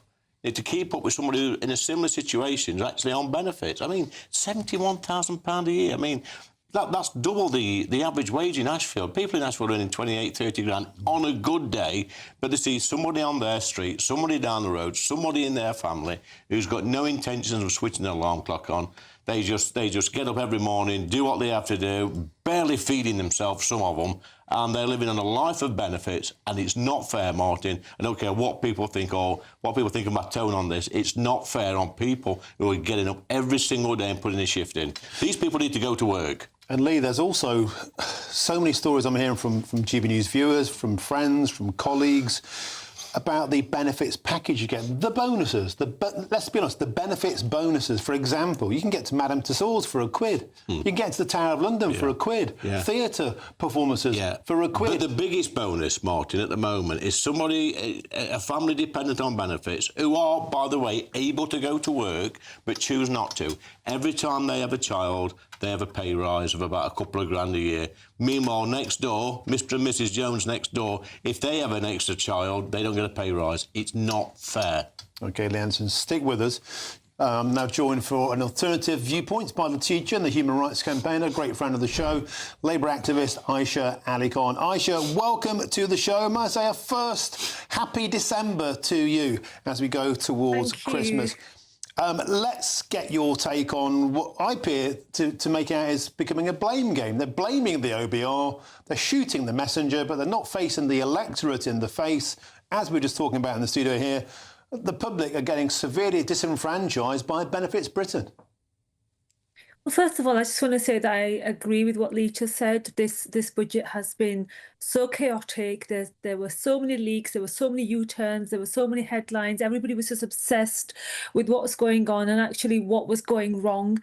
And actually it damaged people's opinion, damaged the confidence as well in what Rachel Reeves was going to say, what she didn't say, and so on. And I think we're still reeling from this. I think we're still trying to come to terms. And actually the substance of what Rachel Reeves actually laid out last week, people were actually... they turned off by then. They switched off and they thought this is just absolutely bonkers. But going back to your question, I think people want to know, obviously I'm a taxpayer, I work, I get up in the morning and so on, and so many people like me. And actually, I don't mind paying that little bit more. I don't mind actually contributing if I know that the money that I am contributing from my taxes is going to help people. And we know that nearly 500,000, 500,000 children are going to be lifted out of poverty with the contributions that we're making. And it's literally a couple of quid a week. So that's the difference according to the benefit, say according to the calculator that I used last week. So I think I don't mind paying, but I think a lot of people have lost confidence and they're really annoyed. And obviously the OBR report today saying that there could have been leaks for years and years. That's not something that's helping us to believe and trust the process again. Aisha, can I put something to you which I often notice on this show or when I talk to anybody from political left, and it's this. You seem to believe that everybody on benefits is living in poverty. Like it's Dickensian London, and they need our help, and they're the most needy members of society. The same as everyone that comes to Britain is fleeing a war zone. Everybody is the very, very worst. There seems to be an inability, a reluctance, perhaps a denial of reality, to face the facts that a lot of people are gaming the system.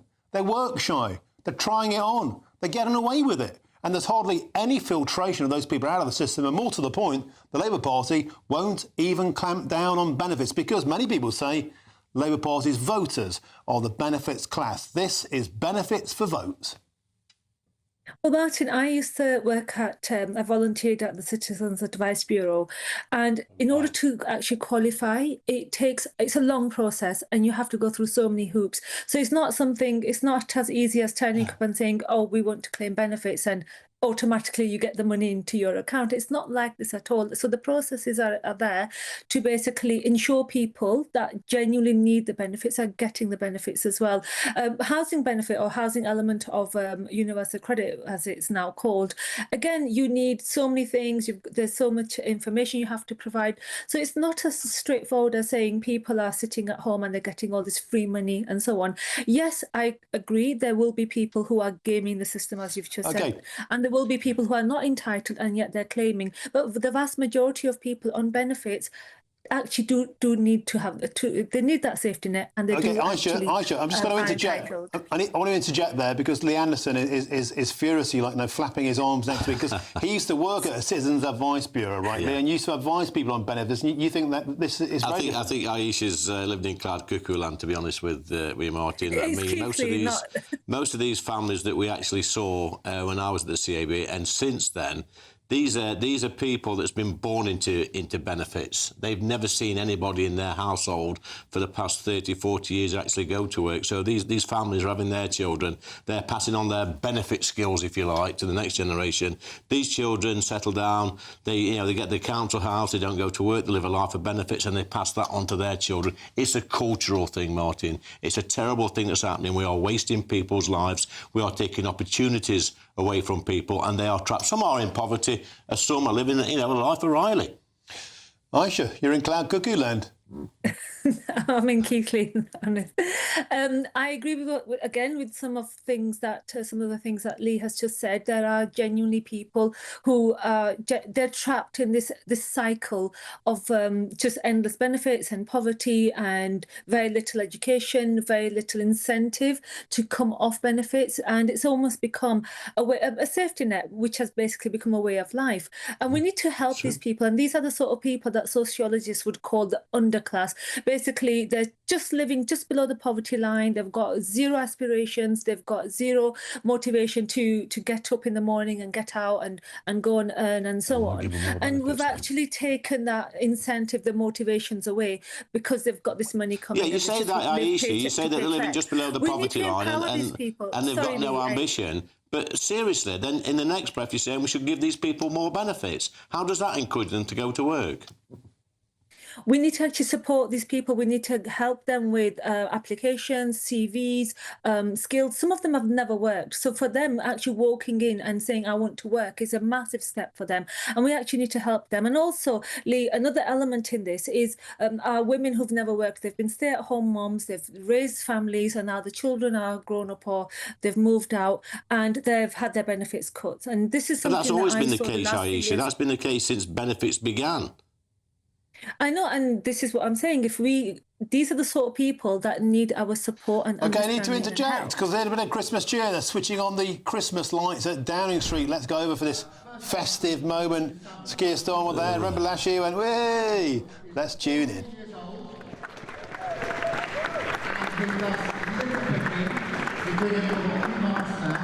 Got 800 followers on social media, encouraging other people.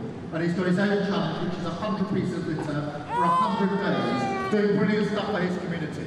So Samuel, thank you so much for joining us, and thank you for what you do.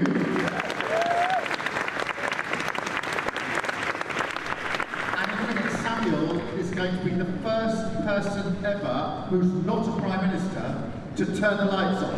So he's going to make history in just a minute. So that's really, really good. And it's Small Business Saturday as well. This Saturday, this weekend. So support our small businesses. We've got a whole bunch of them here. Everybody should support small business across the country. We've got a number of stalls inside in the walk later on. We also, a special welcome to the Manchester Survivors Choir here who are going to sing to us in just a minute. Thank you so much for being here as well. Representatives from our public services, from our essential services, so that we remember through them that whilst we are taking a bit of Christmas to enjoy ourselves, because they're still there doing the essential work across our country. So a big round of applause, please, for all of those who have been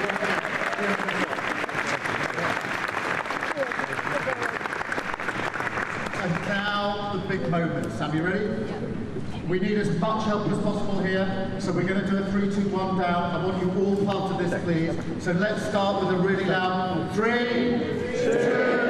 1. Go, Samuel.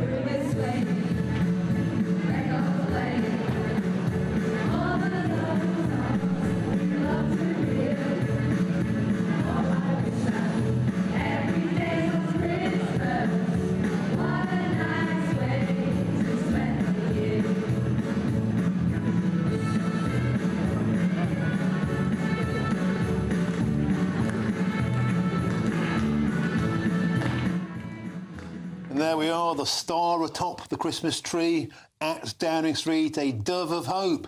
Almost a metaphor for the state of the nation. Daniel there, a young lad, apparently that was Keir Starmer saying, the first non-Prime Minister ever to switch on the Christmas lights, and they leapt into life. Maybe Ed Miliband out back got a slight electrocution. He's sort of pedalling his bike to get that tree lighting up.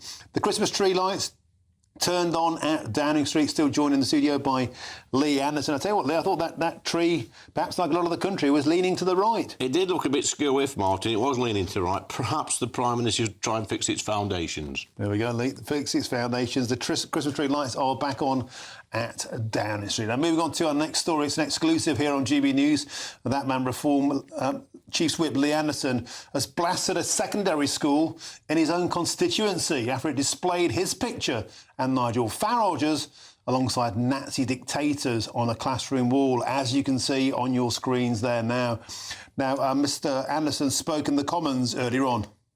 Mr Speaker, Year 9 students at Quarrydale Academy in Ashfield are currently studying politics, and on their display board they have the words extreme right-wing parties, Nazi party and fascism, and at the side of these words they have pictures of Mussolini, Adolf Hitler, the Honourable Member for Clacton and myself. Does the Minister think this should be on the curriculum?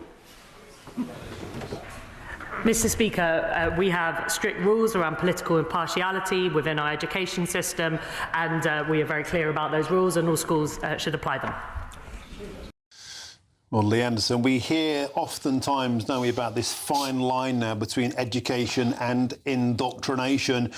This was astonishing, and more than that, it happened in your own constituency. Yeah, it is indoctrination, Martin. This is a school in my constituency, and I visit my schools almost on a weekly basis. But when you think you have a history teacher creating these displays for Year 9 students to look at, and they have people like me and Nigel, you know, keeping the same company as Mussolini and Adolf Hitler and describing us as Nazis and far-right and fascists, quite frankly, it's disgusting. And not only that, what this teacher doesn't realise is that probably, you know, there were kids in that class who voted for me at the last general election, because it's the kids that's gone home. They've took those photos that are there on the screen. They've gone home, shown their parents. Their parents are absolutely furious, and it's the parents that's contacted me. And I tell you what, Martin, this must be going on up and down the country. Is it accurate there when the person responded to you in Parliament there? So we have strict standards in Britain, and this well, obviously not. Should not be allowed to happen. Yet we hear all the time about a political class within schools that always seems to lean to the left. Yeah, we do have a lot of left-wing teachers, we know that that's always been the case. We do have a lot of secret reform teachers in these schools because they message me on a regular basis. But it seems that some of these teachers, Martin, when they get into school, they've got free rein over our children. And look at these young, impressionable children. And bear in mind, some of these 12, 13-year-olds, they're going to be able to vote at the next general election, you know, because we got votes for 16. So what these teachers are doing, they're actually radicalising young people. They're telling them which way to vote. And like I say, Martin, to compare people like myself and Nigel to right-wing fascists like Hitler and Mussolini, it's disgusting. And it's a kick in the teeth for the 4.1 million voters that voted Reform UK at the last election. Now, Lee Anderson, I understand you've been into the school. Yeah.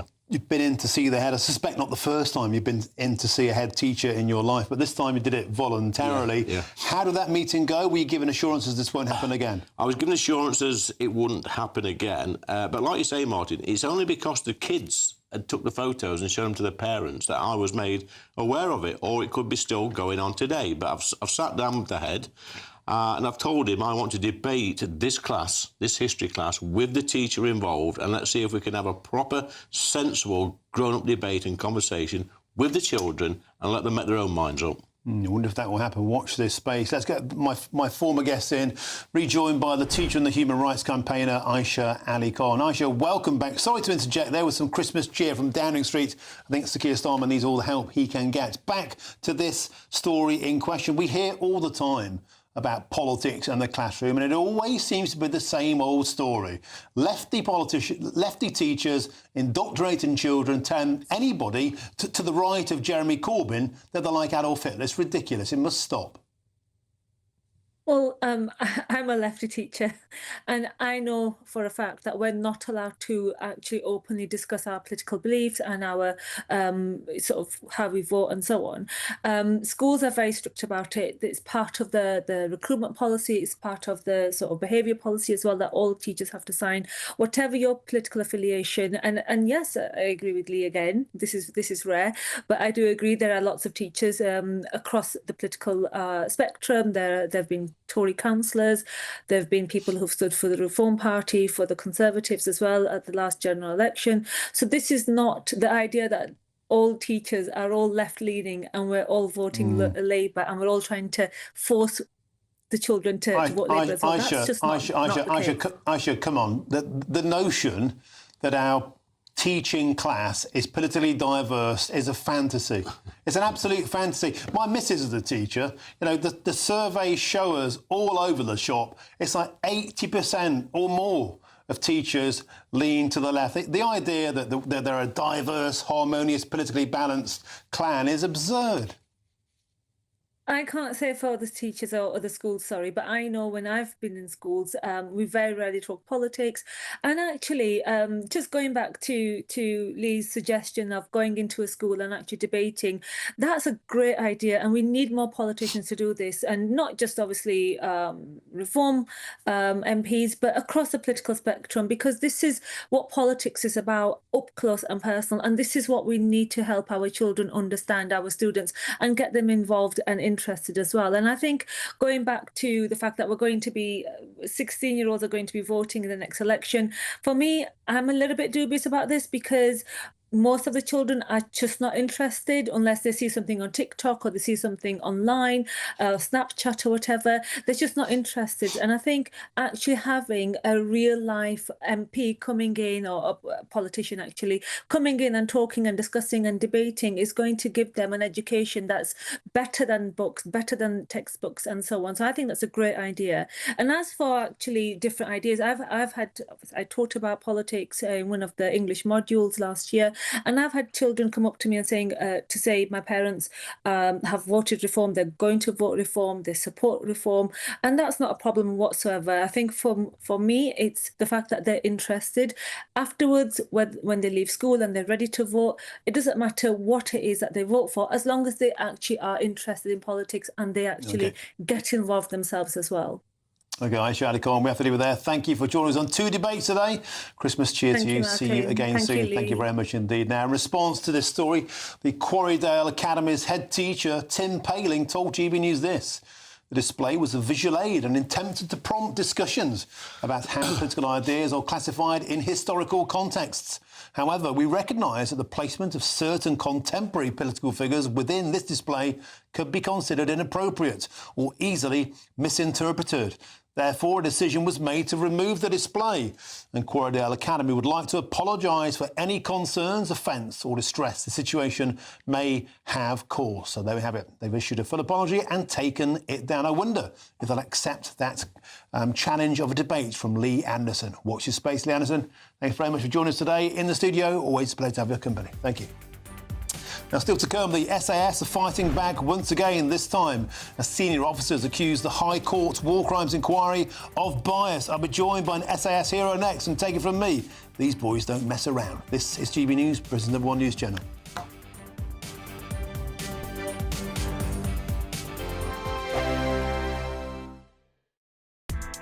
Join me, Nana Akwe, for an informative, interactive news programme with a difference. It's fun. No, he didn't say that, Dave. I'm so surprised. I think there's an element of truth to that. Join me from 3 p.m. every weekend, only on GB News, Britain's news channel. Mornings don't have to be tiresome, especially if you have the right company. Wake up to news as it happens, opinion and debate, and of course, a little bit of entertainment too. Because when the kettle's on, we're on. That's Breakfast on GB News, a show worth waking up for. Every morning from 6 a.m. Only on the People's Channel, Britain's news channel. We'll spread the news, you spread the word.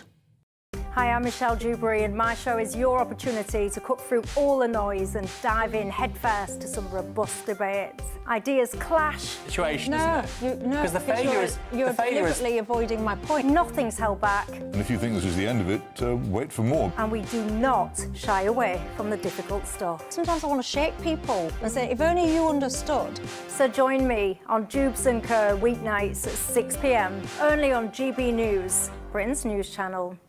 Britain was once the envy of the world. But look around. A nation that no longer knows what it is or where it's going. A country that's broken. How do we fix Britain? How do we bring it back? Friday night with Matt Goodwin at 8 p.m. only on GB News. Decisions made in Washington aren't just shaping America, they're shaping Britain too. From migration to global security, from crime to health.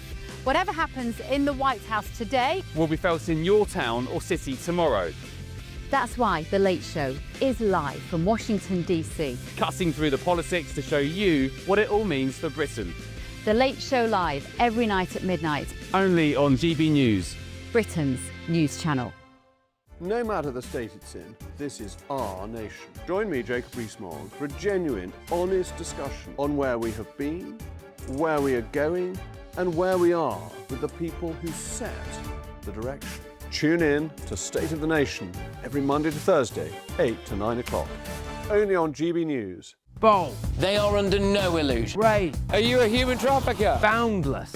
I've had enough of the nonsense, and I'm not afraid to say it. Don't get us on the BBC. Every weeknight, I tear through the headlines. The smell of gasoline. Should we be worried about it? From Westminster madness to cultural war chaos. What I'm going to do now is they are throwing things out the car as we speak. Get ready, Britain. Here we go. Patrick Christie's tonight, weeknights from 9 p.m. only on GB News, Britain's news channel.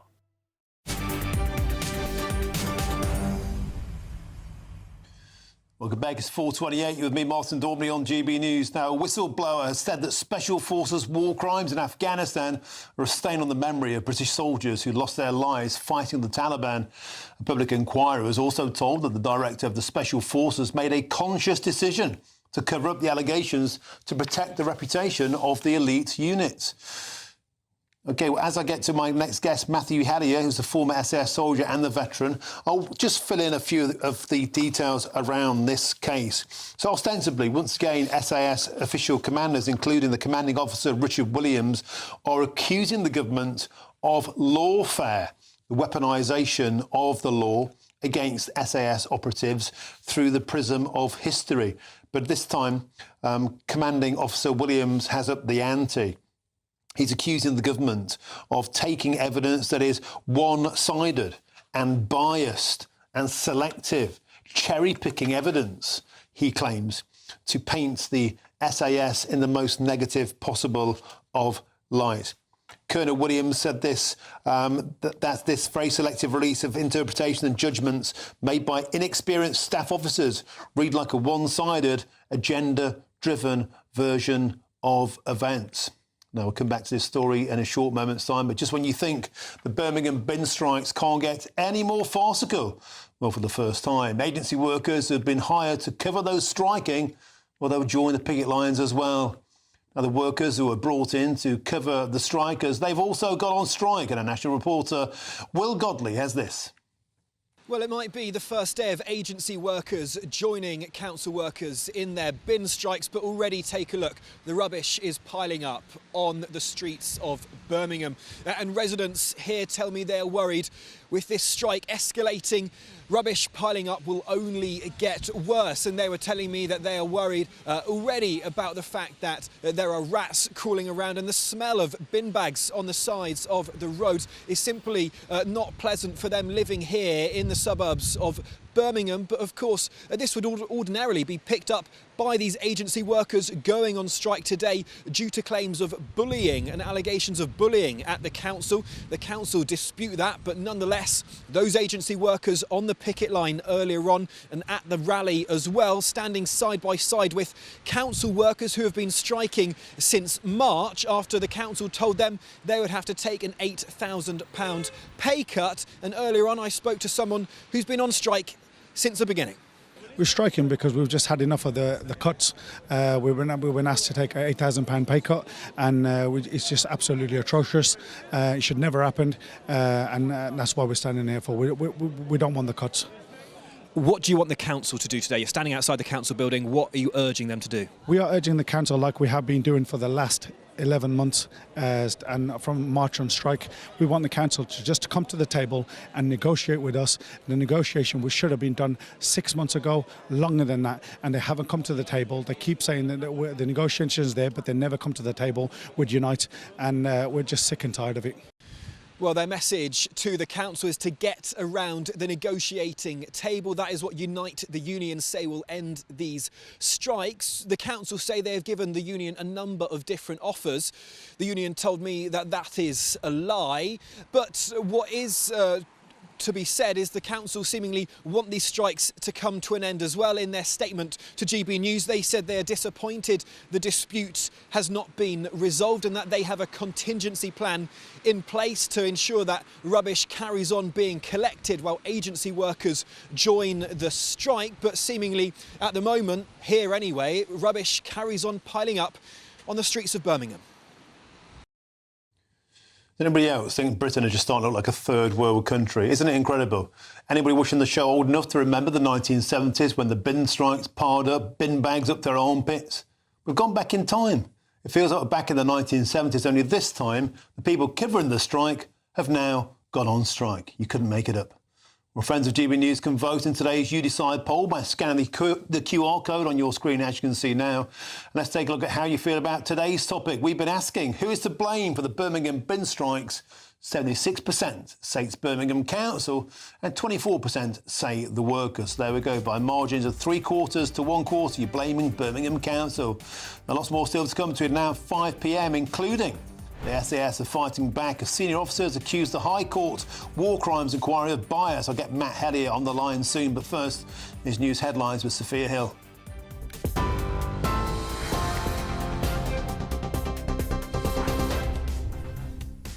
Very good afternoon. These are the top stories just after 4:30.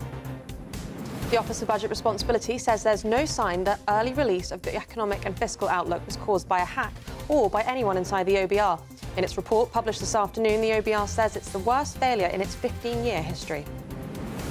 Sir Keir Starmer is pushing ahead with a major new drive on welfare reform, even as Rachel Reeves faces claims that she misled voters over the state of public finances. Earlier, he defended the Chancellor and denied misleading the public. Birmingham's bin dispute is escalating as agency workers hired to cover striking crews have now joined the picket lines themselves.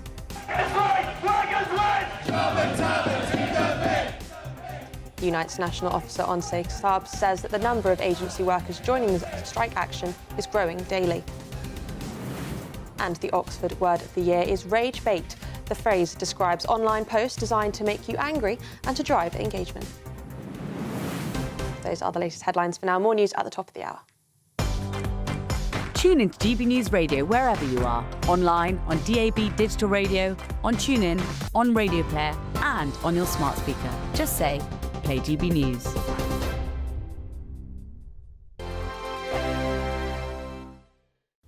Afternoon. Welcome to your latest weather update from the Met Office here on GB News. Some heavy rain continues to fall over parts of Western Britain, particularly across South Wales, where we have Met Office amber warning in place until 9 o'clock. We could continue to see rain falling here well into the evening from this weather front. It's got a bit of a kink in it, a bit of a wave on it, and the isobars close together as well, which is also increasing the winds. And as those winds push up against the hills, the rain peps up. It will start to ease through the evening. We'll see a band of heavy rain moving from west to east across England and Wales. Short but intense burst of rain clearing through away from the southeast soon after midnight. More showers coming into western Scotland and the northeast of Scotland looking pretty soggy, but otherwise many of us will become much drier overnight, some clearer skies, allowing the temperatures to dip to 5 or 6, certainly most places above freezing to start Tuesday. We should also start with some sunshine over the Midlands, eastern England, and many places here will stay fine all day. There will be some sunny spells across the south coast, but there will also be showers feeding in here and again across parts of Wales. Now, not as heavy, not as intense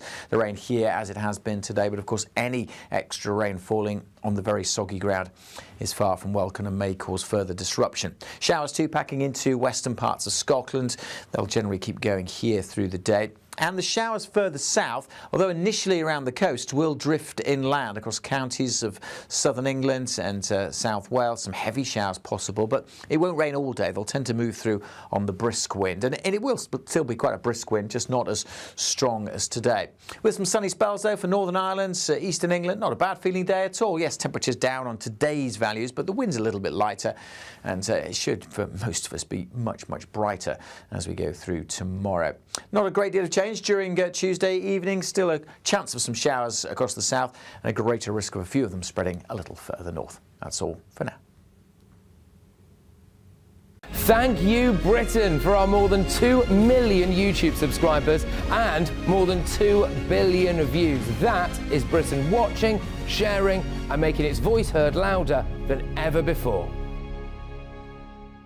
Good afternoon. This is the latest AI travel news from GBnews.com. Emergency works continue on the A487 at Corris Uchaf. Southbound A19 motorists in North Tyneside should expect 10-minute delays between A1058 and junction A193. A 5036 southbound in Sefton is experiencing similar delays. In Derbyshire, expect delays on A38 southbound between A50 and A5132. In Hampshire, debris on A34 northbound between M3 and A272 causes a lane closure. A 38 westbound in Devon is partially closed after a collision. And on the trains, major disruptions are affecting cross-country and Great Western Railway services around Newport. For more travel news, go to gbnews.com.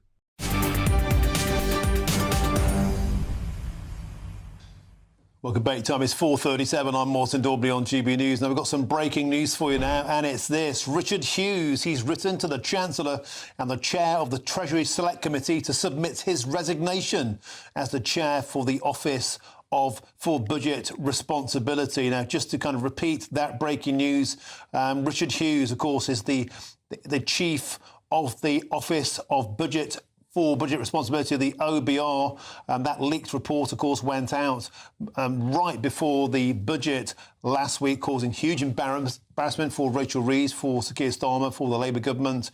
And we heard a short while ago James Murray, the Chief Secretary to the Treasury, admitting that the OBR said it was the worst leak in its 15-year history, and it was a discourtesy to the House. Well, we've just heard now there's the resignation of Richard Hughes, who's written to the Chancellor and the Chair of the Treasury Select Committee to submit his resignation of the Chair of the Office for Budget Responsibility. I wonder if Mr Hughes falling on his sword, the government hope, will make this story go away. I suspect that won't be the case.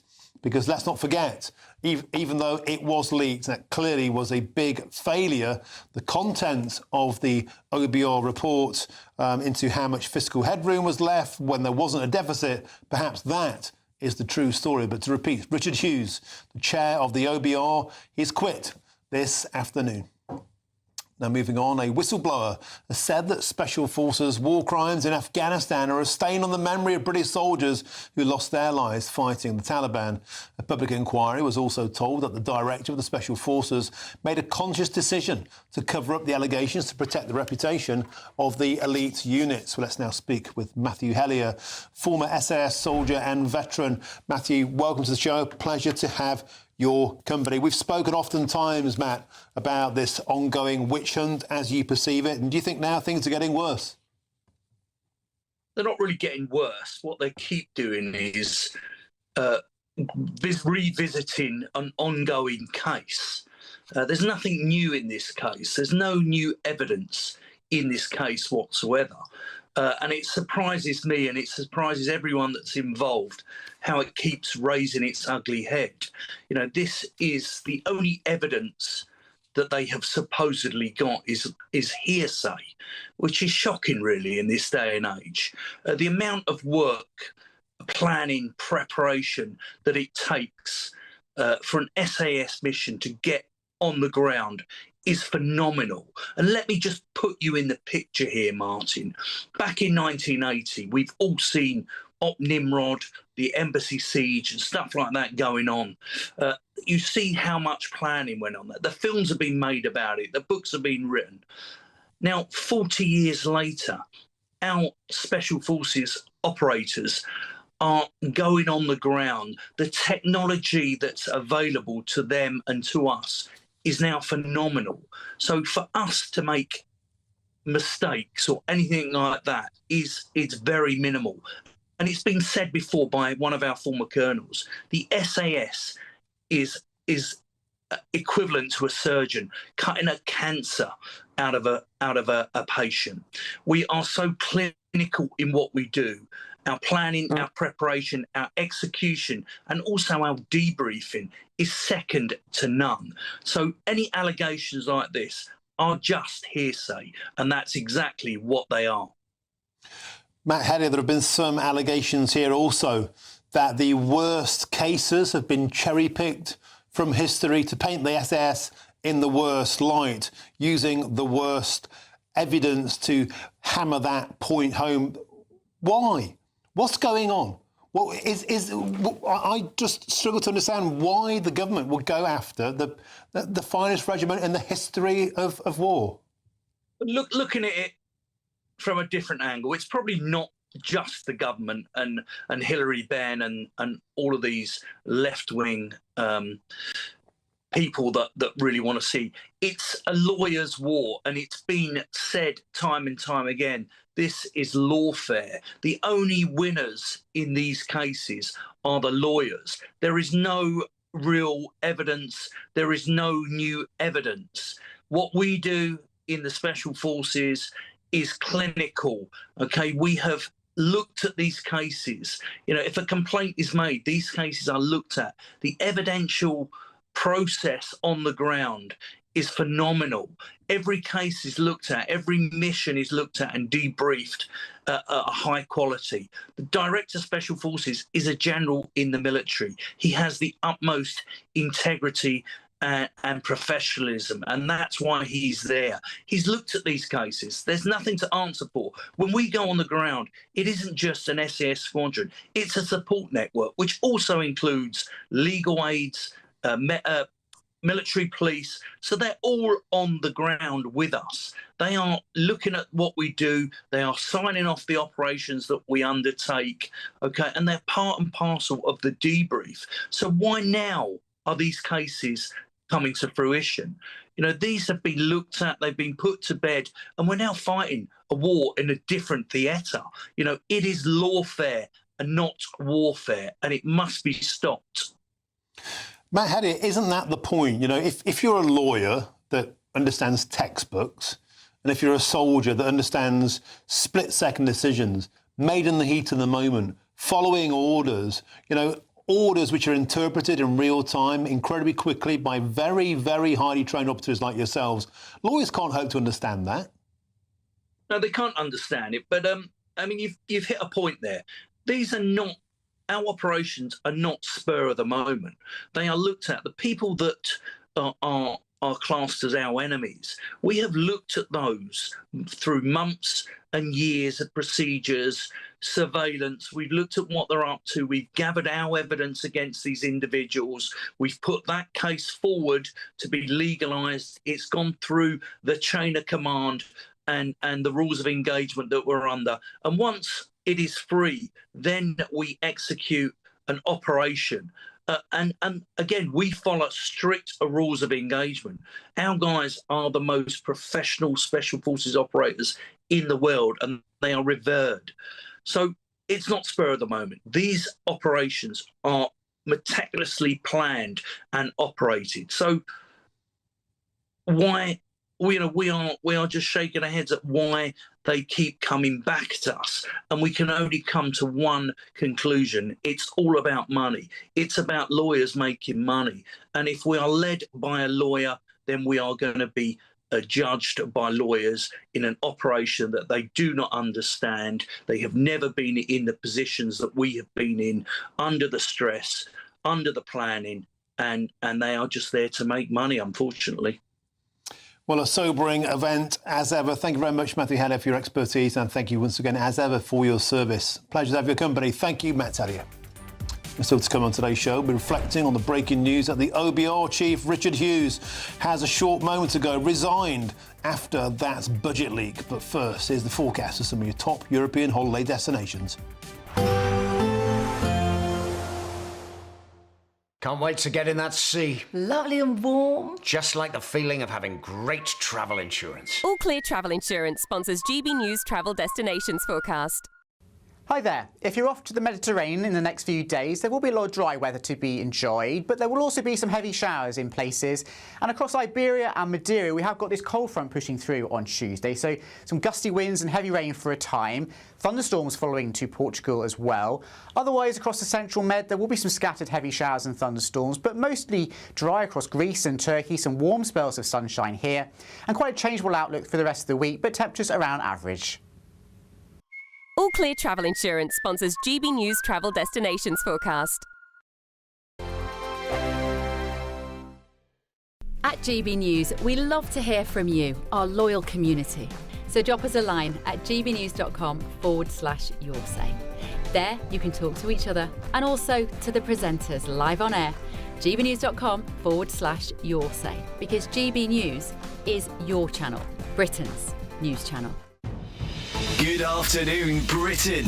Weekdays from midday. Presenter and businessman Jeff Banks joins us this afternoon. Jeff, so good to see you. Your piece on X was quite sensational. Can you tell people what you said? Because some people, X went down a little while ago. Some people may not have seen it. Can you give us a summary of what you said? Yes, last August, I got a letter saying that I hadn't got a BBC licence. And I wrote back and I said, I've not watched BBC television for a couple of years now. I don't listen to BBC radio, and therefore I don't want a licence, and I'm not prepared to pay for one. I then got quite a reasonable letter back acknowledging that, to say that it had been noted that my premises no longer required a BBC licence.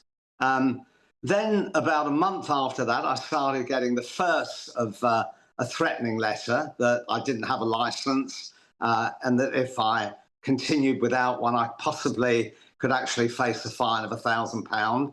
Then I got another one, and then another one.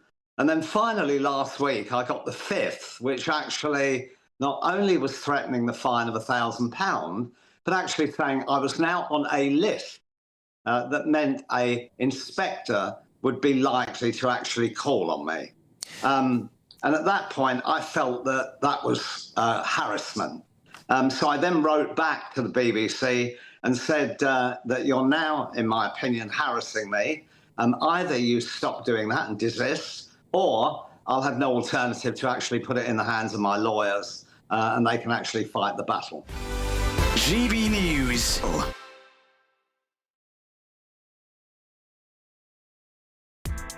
Join me, Nana Akweer, for an informative, interactive news programme with a difference. It's fun. No, he didn't say that, Dave. I'm so surprised. I think there's an element of truth to that. Join me from 3 p.m. every weekend, only on GB News, Britain's news channel. In the GB Newsroom, we bring you the news as it happens. With our team of dedicated journalists across the UK, we're ready to keep you up to date with what's happening every half an hour, every single day. Bulletins here on GB News, the People's Channel, Britain's news channel.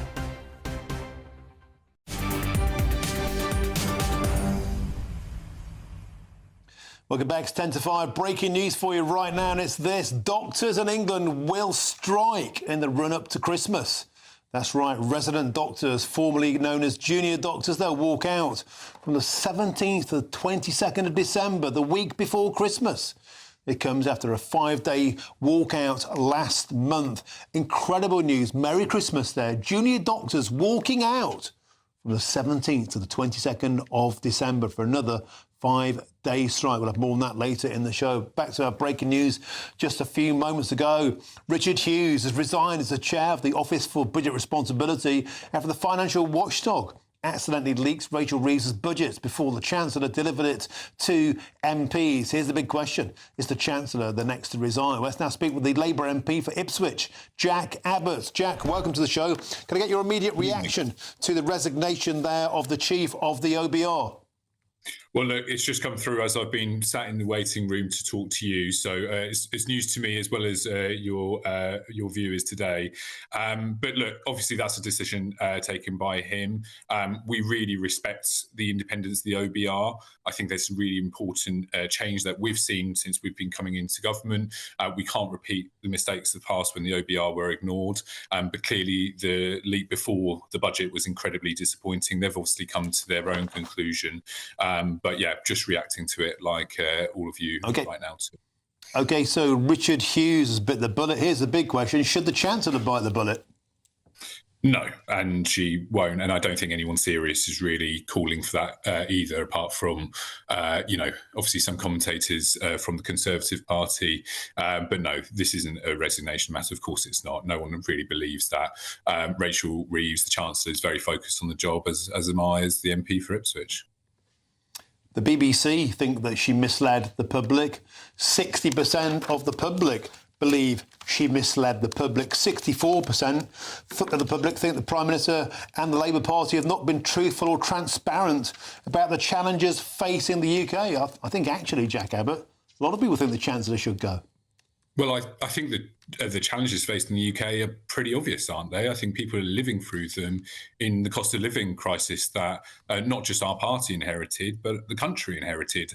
I think it's pretty clear about the challenges, about the state of our public services that were left by 14 years of the Conservative Party. I think the challenges are pretty obvious to a lot of people. And I think, as I say, most serious people recognise that. They recognise that you don't turn around this sort of catastrophe we inherited as a country over the last 14 years overnight. It's going to take some time. And what the Chancellor certainly did, and look, you look at the financial markets, you look at what the big investors, how they've reacted. They've reacted positively. There's real stability for the first time in a long time in our economy now. So that is what I mean, say, by I don't think anyone serious really thinks that Rachel Reeves or anyone else should resign. I think that's Kenny Badenoch. If I can just quickly interject, but I think this is a line pushed by the Conservative Party who don't want to own up to their own failures over 14 years. Can I quickly ask you, most serious people think it would be a good idea to cut the benefits bill, to stop giving billions away to people on benefits. Why won't the Labour Party listen? We absolutely have to reform our welfare system. We inherited, as I say, as a party, as a government, as a country, ever increasing welfare, and we will certainly make those changes, and we need to make those changes. It's not sustainable. Every time there's calls to cut the budget, your own backbenchers won't allow it. One really important measure is helping young people get into work. That's a really incredible thing. We're not going to write off young people onto the scrap heap anymore like the previous government did. We've now announced a major policy for SMEs to be able to hire in young people as apprenticeships much, much easier. We need to give these young people a chance for work. That's one of the biggest barriers Jack, out there. you could argue we've that got to reform our welfare we have system more by getting people than ever in history, more young people ever in history on benefits. The minimum wage has been hiked, which employers tell us all the time means they're less likely to employ young people. So Labour's policies are harming young people.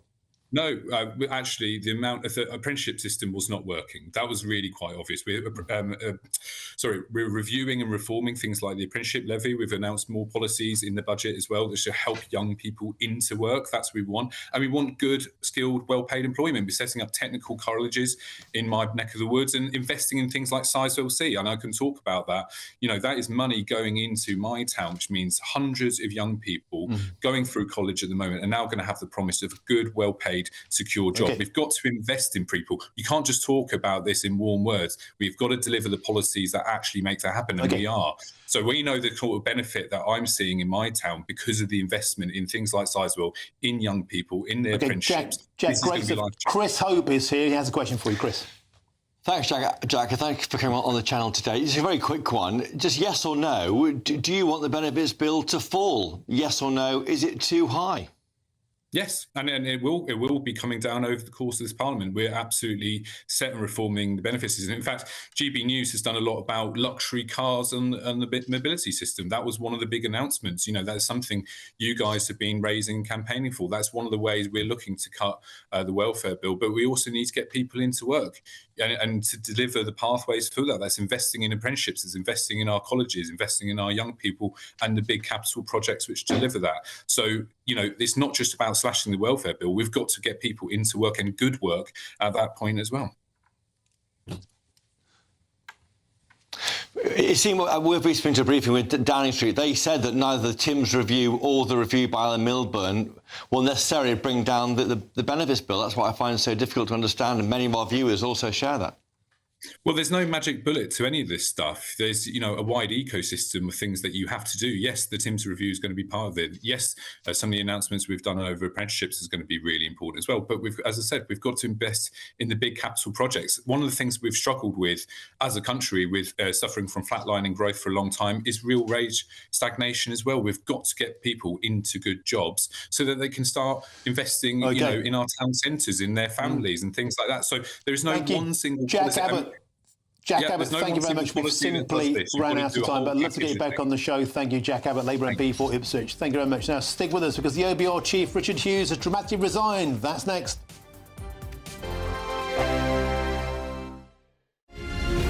Thank you, Britain, for making us the fastest growing news website in the nation. Because the truth matters, and so do you.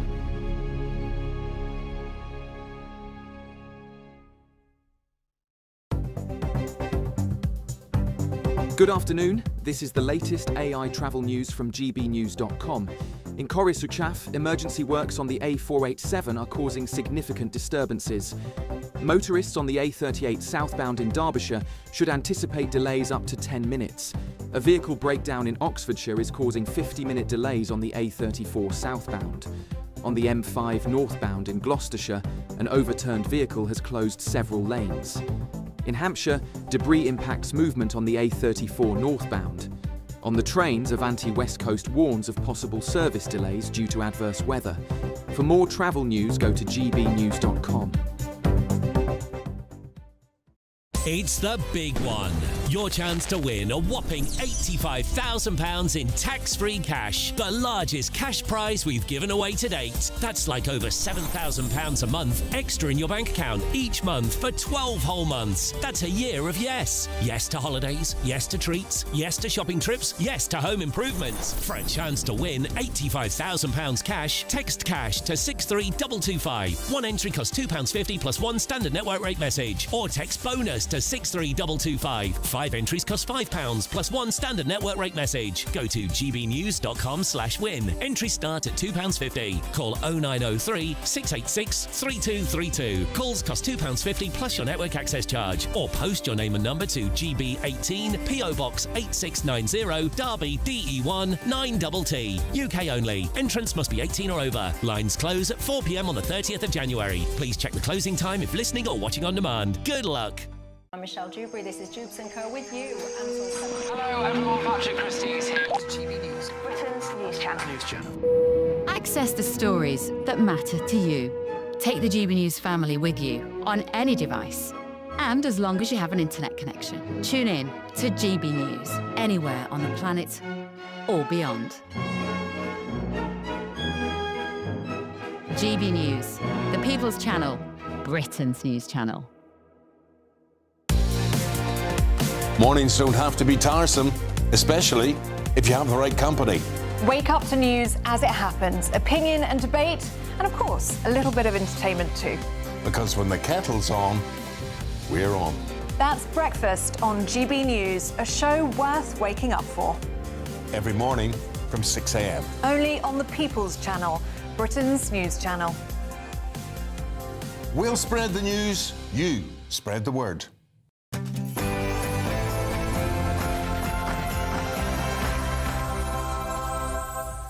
A very, very good afternoon to you on this festive Monday. It's 5 p.m. Welcome to the Martin Daubney Show on GB News, broadcasting for you all the way through until 6 p.m.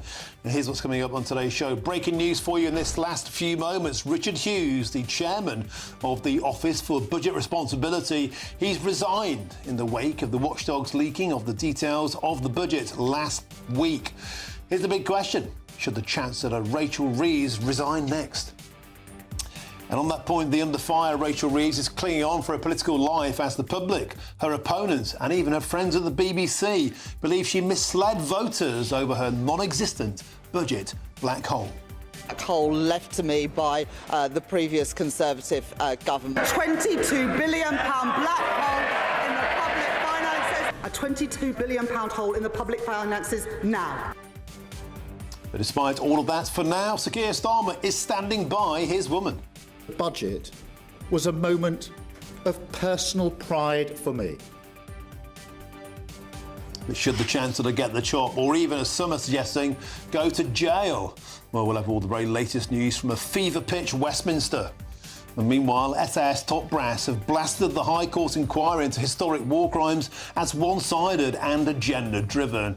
SAS commanders have accused the government of cherry-picking the worst cases because the Labour government and the legal class hate our elite forces.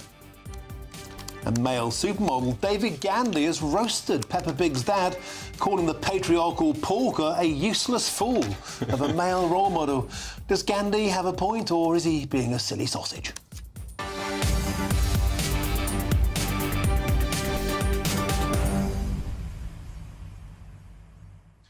So there we have it. Richard Hughes, the OBR chief, has quit. He's bit the bullet for leaking the budget before last week's announcement. But here's my question to you. Is the leak the problem or the budget itself? And moreover, when the OBR told the Chancellor weeks and weeks and weeks before the budget, there was actually a budget benefit. We were in the black to the tune of £4.2 billion, and yet the Chancellor still hiked taxes by up to £30 billion. Isn't that the problem? Not the leak, the budget itself. And more to the point, the Labour Party cannot seem to cut our benefits bill at all. Was this a budget for Benefit Street? And are you one of those people who get up in the morning thinking, what's the point? What's the point of going to work anymore when I read in the papers it takes £71,000 to get the equivalent salary to get my kids through school if I'm on benefits? Get in touch. gbnews.com/your say is the way to do so. But without any further ado, here's your headlines with Sophia Hill.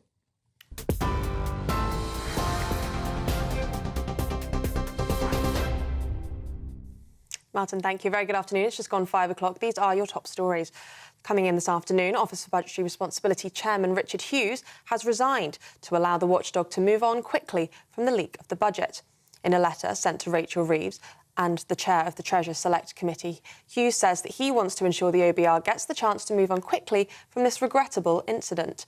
The OBR this afternoon published a report saying that its leadership must take immediate steps to change completely after it mistakenly released an analysis of the budget early. It was also confirmed that there was no sign of early release of the economic and fiscal outlook caused by anyone inside the organisation. Meanwhile, the Prime Minister is pressing ahead with major welfare reform drive, arguing that the current system is trapping young people outside the workforce and holding back economic growth. Hughes says that the budget was a moment of personal pride after scrapping the two-child benefit cap, a move expected to lift around 450,000 children out of poverty. But the political pressure is far from over. Labour is still fending off claims that it, quote, misled voters about the scale of financial challenge after Rachel Reeves confirmed £26 billion in tax rises. Earlier, Sir Keir Starmer defended his Chancellor and denied Labour misleading the public. When I was told that we started the budget process minus £16 billion, I didn't cheer. I didn't think it was good. I thought it was a very bad starting position. I was curious as to why the productivity review had been done this year and not previously, but there we are. That's the nature of the beast. It's done, and the price is calculated, and I'm handed the tab. Minus £16 billion. Not suggesting the other figures aren't there, but it is not. I won't accept the proposition that somehow this was a good starting point. However, this afternoon, Shadow Chancellor Sir Mel Stride said it's not just the opposition who are upset with the government. We expect those in positions of power to act with transparency, openness and integrity. But it is increasingly clear that in recent weeks the conduct of people in government fell short of those standards. This is not just my view. Indeed, a member of the Cabinet is quoted in the press today saying, and I quote, "The handling of this budget has been a disaster from start to finish." Elsewhere, resident doctors in England will go on strike from December the 17th until the 22nd. Sharing the news on social media this afternoon, the British Medical Association said that they gave the government a window to deliver sufficient progress on a deal, but that didn't happen. They say that they now face no option but to return to the picket lines. Labour MP Jalip Sadiq has been sentenced in Bangladesh to 2 years in prison for alleged corruption, a case she strongly denies and is unlikely to serve. She was convicted in her absence of influencing her aunt, former Prime Minister Sheikh Hasina, to secure land for her family, accusations she says are politically motivated. UK ministers say that the trial lacked due process, with senior lawyers warning it failed basic standards of fairness. A danger to life warning is in force across much of Wales, with forecasters saying that a month's worth of rain could fall in just 24 hours. The Met Office has extended its amber alert until midnight.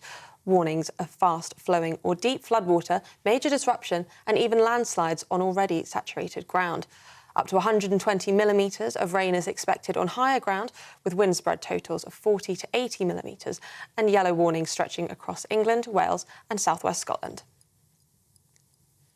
And the Prince of Wales has told investors that Wales is where cutting-edge technology, research and innovation and a skilled workforce all meet during a summit showcasing the nation. Prince William has spent the day celebrating Wales' leading industries and position as a prime destination for national and international investors. The First Minister of Wales thanked the Prince for his steadfast support in promoting her country before he doted on his own connections to the country. Wales was the first place Catherine and I made our home together, on the island of Anglesey. And when you make a home in Wales, you join a family of 3 million people, and the sense of warmth and belonging is what makes Wales unlike anywhere else. Those are the latest GB News headlines for now. More from me in just under half an hour. Cheers Britannia Wine Club proudly sponsors the GB News Financial Report. Here's a quick snapshot of today's market. The pound will buy you $1.324 and €1.138. The price of gold is £3,199.44 per ounce, and the FTSE 100's at 9,703 points. Cheers Britannia Wine Club proudly sponsors the GB News Financial Report.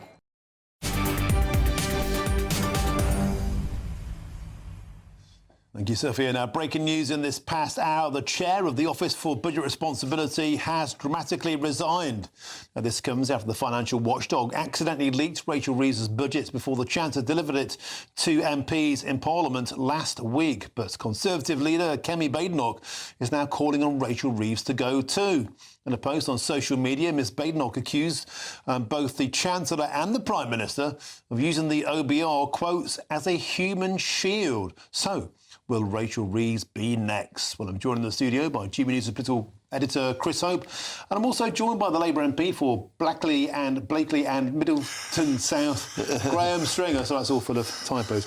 Let's start with you, Chris Hope, if we could. Here's my point. Is the true story here about the OBR chair resigning, the timing of the leak, or the leak itself, or actually, is this about the content of the budget itself? People are furious with the benefits hike, with the tax hikes, and to assume that Richard Hughes being thrown on the bus and makes it go away, I think is for the birds. It won't go away, but he's taking responsibility for what happened on his watch when he was chair last week when this leak happened. He says he decided it's in the best interest of the OBR for me to resign as its chair and take full responsibility for the shortcomings identified in the report. He said he had to play his part in enabling this 15-year-old body to move on, and he kind of had to go. In the briefing just now with the PM spokesman, several times the spokesman wouldn't say they had support for Richard Hughes, but of course the OBR generally, that will keep going, but he had to go. Graham Stringer, let's bring you in now. I mean, on a serious point, people are... I've been in Leicester at the weekend, I've been in Market Harbour, talking to market traders, talking to members of the public who just feel, as Christmas approaches, there's very, very little cheer in the air. They feel there's little point getting out of bed in the morning, going to work. They feel the real problem is benefits, cutting the benefits bill. It's the hard-working people, the so-called working people the Labour Party professes to support, that are propping up benefits Britain. And to make this about Richard Hughes, I think, is a complete distraction. The flaw is the budget itself. There are a number of questions in there. The first question I was asked when I was first elected in 1997 as a Labour MP was, how will you measure the success of this government? And I think I surprised the interviewer. I said, their success will be by cutting the benefits budget, because the long-term policy philosophy of Labour has been to give as many people as possible the right and the dignity of work. And that should be it. So I believe that the benefits bill should be cut. I think there are a number of ways of doing it in a humane and decent way, where you get money to people who need it, but you give incentives and support to get people back into work, and you check whether some of the people claiming benefits actually exist, because clearly some of them don't, and you check whether they still need the benefits, but that isn't being done at the present time. So why isn't it? So Stephen Timms is reviewing it. He brought in after the £5 billion cut, didn't go through in July. Alan Milburn, appointed last month. They report back in the summer, Milburn, the autumn next year, Timms is what he recommends will come in the following spring 2027. It's kicking the can down the road. And in the briefing just now with the PM spokesman, we asked repeatedly, does the PM want the benefits bill to come down? And we were told the PM won't get ahead of those two reviews. We are taking steps to ensure the benefits system is on a sustainable trajectory. What is so infuriating, and Martin's found meeting viewers and listeners of the channel, and I have too, is we can't just keep taxing working people to give to people who aren't in work. That's the problem. I think most people agree with that. I think the Cabinet Prime Minister, the Chancellor of the Exchequer, drew the wrong lessons from what happened when Rachel put her first financial decision, effectively her first budget, to the Commons. There was a big reaction against it, partly on the winter fuel allowance, which was ill thought out, but also on the detail of what was being put forward. It was not thought out. I think the new Labour MPs in particular, but the vast majority of Labour MPs accept that there should be reform, but because, I mean, the issue was never put to the vote, actually. Had they put it to the vote, they'd have got even those proposals through. Had they tracked a little bit and made them better, there would have been no problem. They've just drawn the wrong lesson. And the reason they've drawn the wrong lesson is because they're isolated. They don't spend enough time actually talking to the 400 and however many Labour MPs we've got. Or the millions and millions of voters. And here's the point. The notion, I believe, that throwing Richard Hughes into the bus will make this go away is a fantasy. An opinion poll out today, 64% of the British public thought the Prime Minister and the Labour Party had not been truthful or transparent about the challenges facing the UK. 58% disapprove of the job that Rachel Reeves is doing as Chancellor. This isn't about the OBR. This isn't about backbench parliamentarians. It's about, I believe, a political class totally and utterly tin-eared and out of touch with the British public, I think, in a way that supersedes even Brexit. I think that the OBR should be abolished. It was only put there by George Osborne. I've not looked at the figures before I came on here, but from memory, it costs about 600 million a year. It's a large figure. Just scrap the whole lot. Yeah. The Treasury used to do that. Their forecasts are no worse than the OBR. It's just duplicating everything. So I think the whole thing could be a cut. And there is no doubt, and this upsets me a lot, that the Labour Party gave a commitment that there wouldn't be tax increases on ordinary working people, whoever ordinary working people are. And there have been. There's been £66 billion worth of cash increases. And I worry not just about the credibility of the Labour Party, which is not enhanced by that, but we've followed a miserable Conservative government. And if people get completely disillusioned in politics, they'll look for something else apart from democracy. So I think that is really bad for democracy.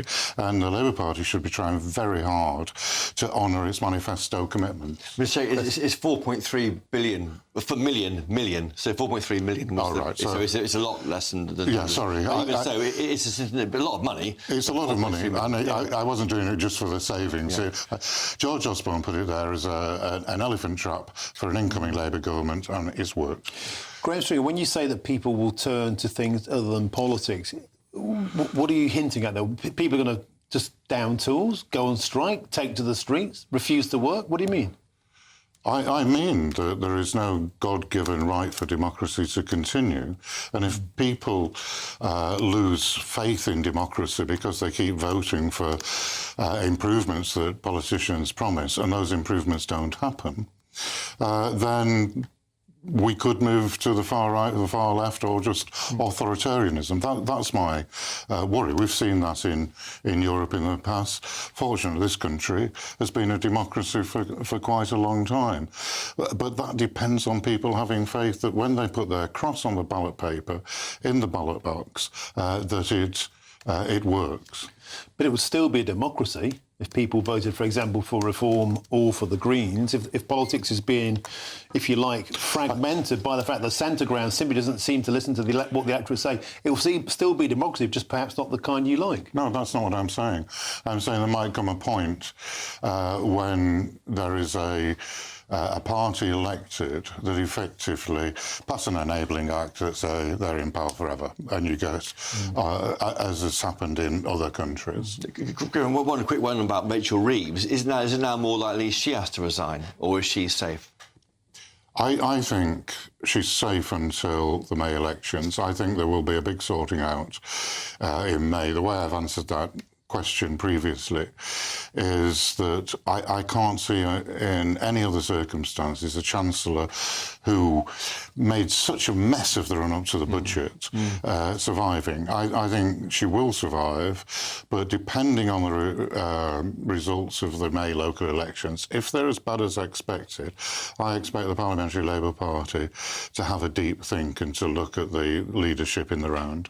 So you think the May elections, where a lot of people are predicting a huge change of mindset towards reform potentially, when it's so bad for the Labour Party, that will be the wake-up call they simply can't ignore any longer, and that could be when the Chancellor gets the job? I think there will be a look when newly elected Labour MPs in particular, when they see real ballot papers coming out of the same ballot boxes that gave them a majority, when they see those ballot boxes producing a small vote for Labour, if they do, and I hope they don't, then I think they will ask themselves, is the current leadership the right leadership? And you can read it in any of the papers at the present time. It is likely that there will be a challenge to the Prime Minister, and that could mean a major change. OK, thank you, Graham. Bear with us. Just got some immediate reaction from the Reform UK leader, Nigel Farage. He's also responded to the OBR chief's resignation, and he said this: whatever the failings of the OBR, they have not willfully attempted to mislead the British public. The wrong person has resigned today. It should have been Rachel Reeves.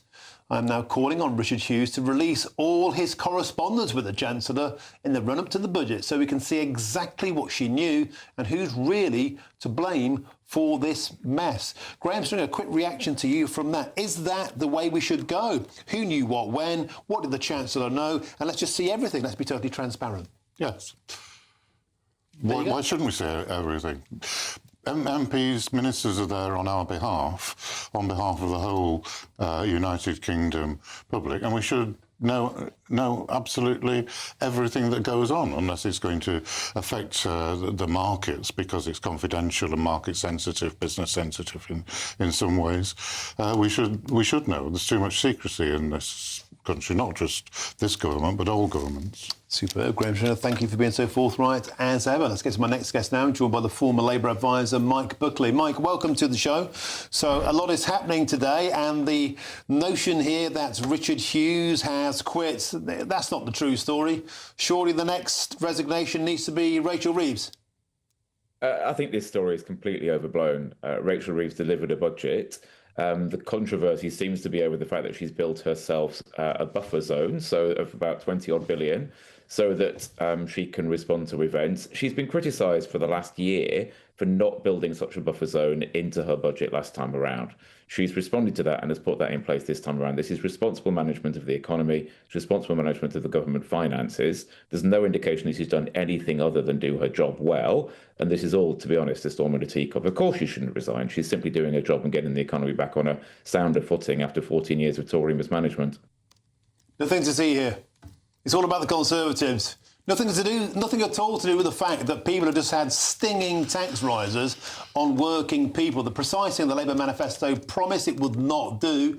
Meanwhile, benefits increases, people wondering what's the bloody point getting out of bed in the morning, and you're saying that there's nothing to see here, even though the OBR told the Chancellor there was actually a £4.2 billion in the black payment. Well, even the BBC are saying the Chancellor misled the British public here.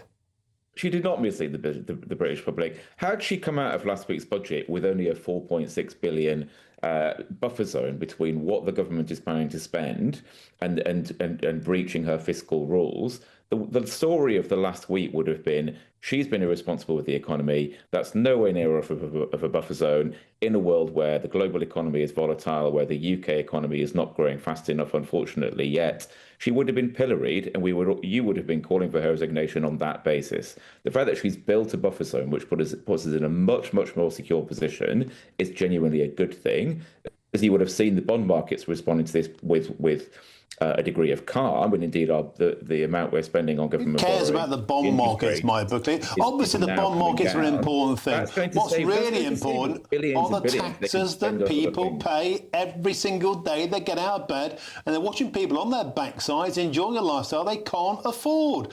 This was a budget for benefits Britain, and people who pay the taxes, working people, just admit it, Mike, they've been shafted. They have not been shafted at all. It is unfortunate that taxes have gone up, but they've gone up mostly on the wealthy. So it's mostly wealthy people or very wealthy people in this country who are going to be paying more. And I think probably most people. It isn't. People with the broadest shoulders should 9 million people, ordinary working people, will be dragged into higher taxes. Nurses, teachers, coppers, they'll become the wealthy. Come on, mate. Only those earning over £50,000. And I think probably most people watching this show would think that people earning £50,000 can probably afford to pay a little bit more. We're only talking about a little bit more. I mean, bear in mind, they only pay that extra tax on what they earn over £50,000, not on the rest of their earnings. And indeed, they still get the £12,000 tax-free at the beginning like anybody else. And in terms of the child benefit cap, it's entirely right that they got rid of the two-child benefit cap. It's 750,000 children now taken out of poverty. That's exactly the kind of thing the Labour government should be doing, and it's the kind of thing that we should celebrate. We've always been a fair-minded nation. We've always wanted children in our nation to have the best start in life. This gives them that chance. And it also, of course, benefits their parents, who will have much greater ability now to work. And indeed, 2/3 of those people are working anyway.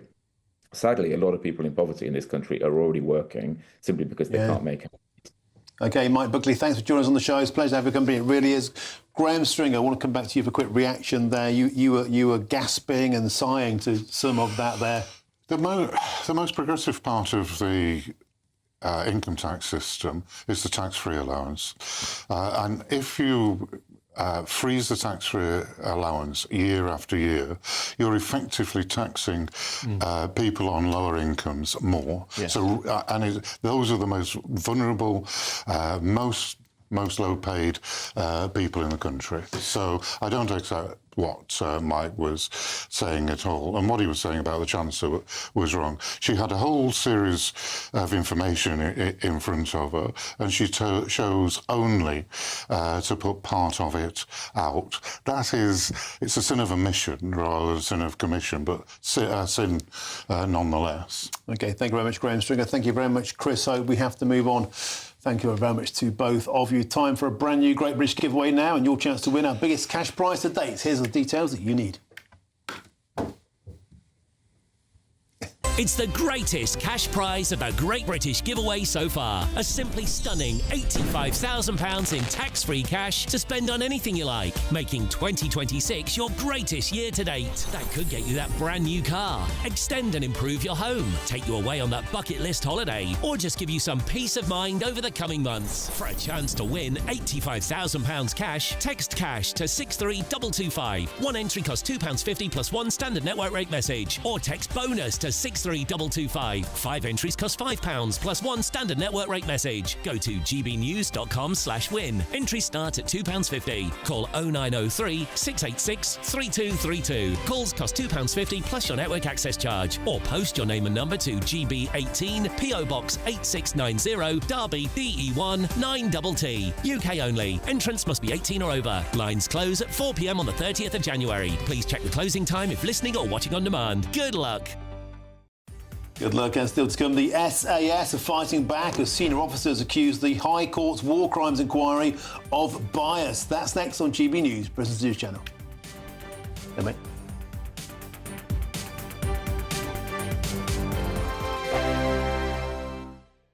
Britain was once the envy of the world. But look around. A nation that no longer knows what it is or where it's going. A country that's broken. How do we fix Britain? How do we bring it back? Friday night with Matt Goodwin at 8 p.m, only on GB News. Decisions made in Washington aren't just shaping America, they're shaping Britain too. From migration to global security, from crime to health. Whatever happens in the White House today will be felt in your town or city tomorrow. That's why The Late Show is live from Washington, D.C. Cutting through the politics to show you what it all means for Britain. The Late Show live every night at midnight. Only on GB News, Britain's news channel. No matter the state it's in, this is our nation. Join me, Jacob Rees-Mogg, for a genuine, honest discussion on where we have been, where we are going, and where we are with the people who set the direction. Tune in to State of the Nation every Monday to Thursday, 8 to 9 o'clock. Only on GB News.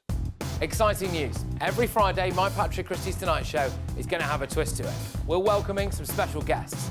You. That's right, on Fridays I'm going to be doing my show in front of a live studio audience because this show is about you and what you have to say. It's going to be the same big debates, same big topics, same big opinions. But every Friday night at 9 p.m, you are invited to come on down to Patrick Christie's Tonight to be a part of the action. Only on GB News, the People's Channel, Britain's news channel. At GB News, we love to hear from you, our loyal community. So drop us a line at gbnews.com/yoursay. There you can talk to each other and also to the presenters live on air. gbnews.com/yoursay, because GB News is your channel, Britain's news channel. Hi, I'm Michelle Dewberry, and my show is your opportunity to cut through all the noise and dive in headfirst to some robust debates. Ideas clash. Situation, isn't it? Because the failure is you're deliberately avoiding my point. Nothing's held back, And if you think this is the end of it, wait for more. and we do not shy away from the difficult stuff. Sometimes I want to shake people and say, if only you understood. So join me on Jubes & Co weeknights at 6 p.m, only on GB News, Britain's news channel. Mornings don't have to be tiresome, especially if you have the right company. Wake up to news as it happens, opinion and debate, and of course, a little bit of entertainment too. Because when the kettle's on, we're on. That's Breakfast on GB News, a show worth waking up for. every morning from 6 a.m. Only on the People's Channel, Britain's news channel. We'll spread the news, you spread the word.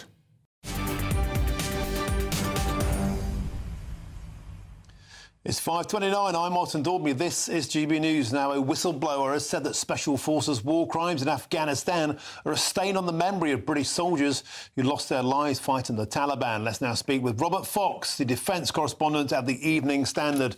Robert Fox, always a pleasure to have your company. Here we go again. Historic crimes being dredged up and the two sides showing no indication of coming to any form of truce. Well, these things will go on. I do think there will be some improvement, but it's very odd that it's come out this way, because there is a major inquiry into alleged misdemeanors by special forces, and that's an understatement, in Afghanistan after the noughties, particularly the period 2010 on. Justice Haddon Cave has been conducting it, and with some frustration, I understand, because although there's a lot of hearsay, there's a lot of testimony, very little, and I'm not saying it doesn't exist, is actually first-hand, and it's very important to get it out. It's a pity it has to come out by dribs and drabs like this. And I think there needs to be a proper mechanism for examining this thing. There are mechanisms, but they're not proper. Robert Fox, is this something quite fundamental, and that is lawyers, pencil necks, if you like, as they're termed by the boys I speak to in the forces, don't understand the realities of warfare. It's split-second decisions, following orders, meticulously planned regimental manoeuvres, and with the benefit of hindsight years later, viewed through the prism of political correctness or procedure or minutiae now, two worlds collide and never the twain shall meet. I think it's a pity if we leave it like that. I think you've done a caricature, a very good caricature, of lawfare versus warfare, and it doesn't work out like that. Things are very difficult in the circumstances, a very dynamic circumstance. And what in fact was going on at that time, ordered from above, from very senior American commanders like McNeil, Petraeus, and McChrystal, they got involved in a guerrilla war, and it's very difficult in these circumstances to task for these kinds of operations, particularly when the protagonists, namely the enemy, is so easily concealed. They're concealed amongst innocent people, and innocent people, for all the wrong reasons, often get hurt. And from time to time, absolutely when and where they shouldn't be hurt, and we shouldn't escape from that. We know about this. It was a very hot period of action done in very grubby circumstances. By the way, quite a bit of it has come out in the various hearings in Australia, which have been judicial hearings, but it's a pity that this one can't come clean, but it's the very nature of the special forces, it's the constitutional position that they have, and actually in today's circumstances, because many of them are quite excellent, the machinery for scrutiny of them is really not good enough. Robert Fox, is it fair to say that we have just this huge impasse here? I mean, it can't be without precedent in your entire career observing these matters, that we have the elite forces, the SAS, basically going head-to-head with the government. It's astonishing.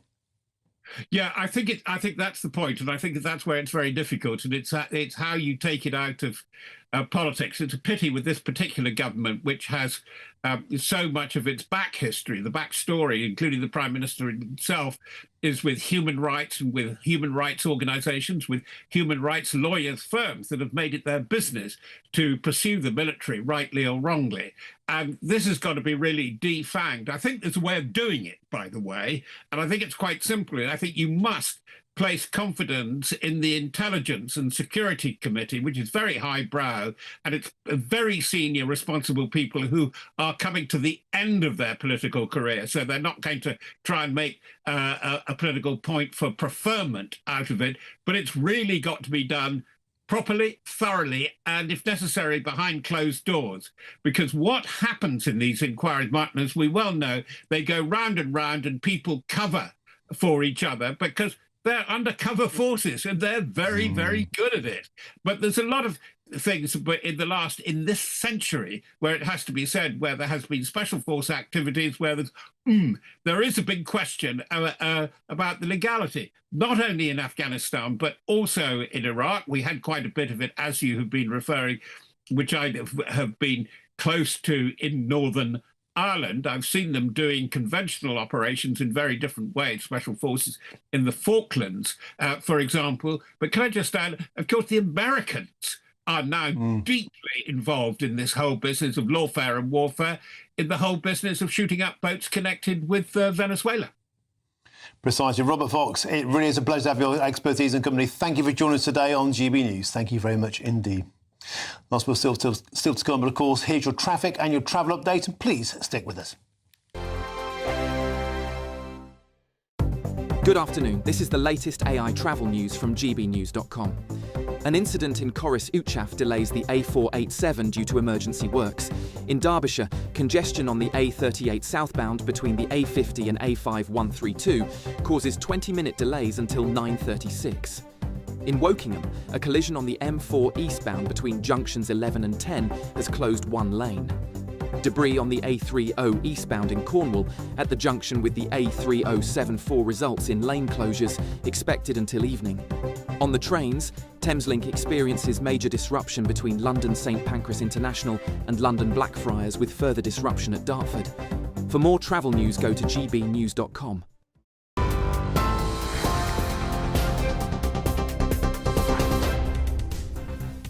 Very good evening. It's just gone 5:30. These are your top stories. The Office for Budget Responsibility Chairman Richard Hughes has resigned. In a letter sent to Rachel Reeves, he said that he wants to ensure the OBR gets the chance to move on quickly from the leak of the budget. Meanwhile, Conservative leader Kemi Badenoch has accused the Chancellor of using Mr Hughes as a human shield and has called on Rachel Reeves to resign. Sir Keir Starmer is pushing ahead with a major new drive on welfare reform, even as Rachel Reeves faces claims that she misled voters over the state of public finances. Birmingham's bin dispute is escalating as agency workers hired to cover striking crews have now joined the picket line themselves. And the Oxford word of the year is rage bait. The phrase describes online posts designed to make you angry and to drive engagement. Those are the headlines for now. More news at the top of the hour. Take the GB News family with you on any device. As long as you have an internet connection, tune into GB News anywhere on the planet or beyond.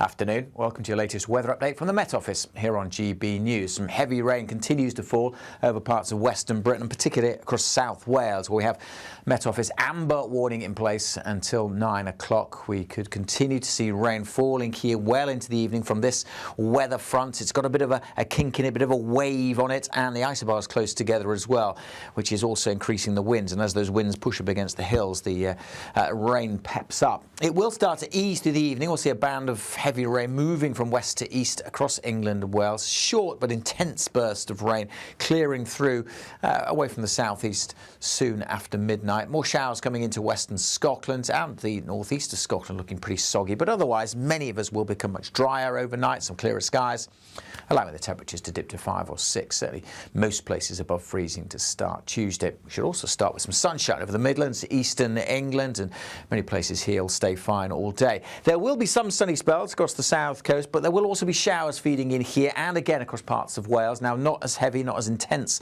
the rain here as it has been today, but of course any extra rain falling on the very soggy ground is far from welcome and may cause further disruption. Showers too packing into western parts of Scotland.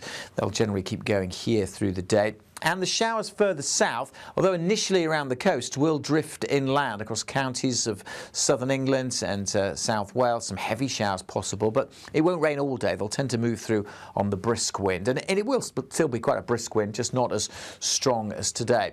With some sunny spells, though, for Northern Ireland, eastern England, not a bad feeling day at all. Yes, temperatures down on today's values, but the wind's a little bit lighter. And it should, for most of us, be much, much brighter as we go through tomorrow. Not a great deal of change during Tuesday evening. Still a chance of some showers across the south and a greater risk of a few of them spreading a little further north. That's all for now. 5 hosts, 5 opinions, 5 fearless debates, 5 unfiltered takes on the day's news. 5 reasons not to be anywhere else on Saturday night. This is the Saturday 5. You got me.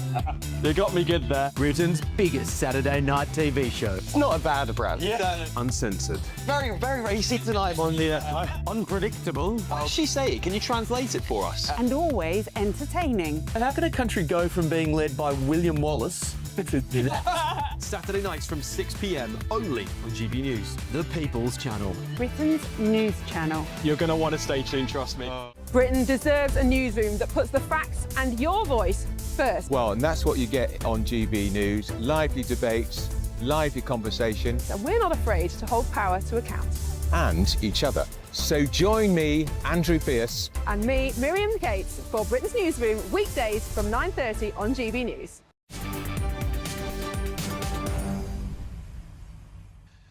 It's 5:39. I'm Martin Daubney and this is GB News. Now, a top female pool player is taking legal action against her professional sports body after being barred for wearing a body camera at a competition.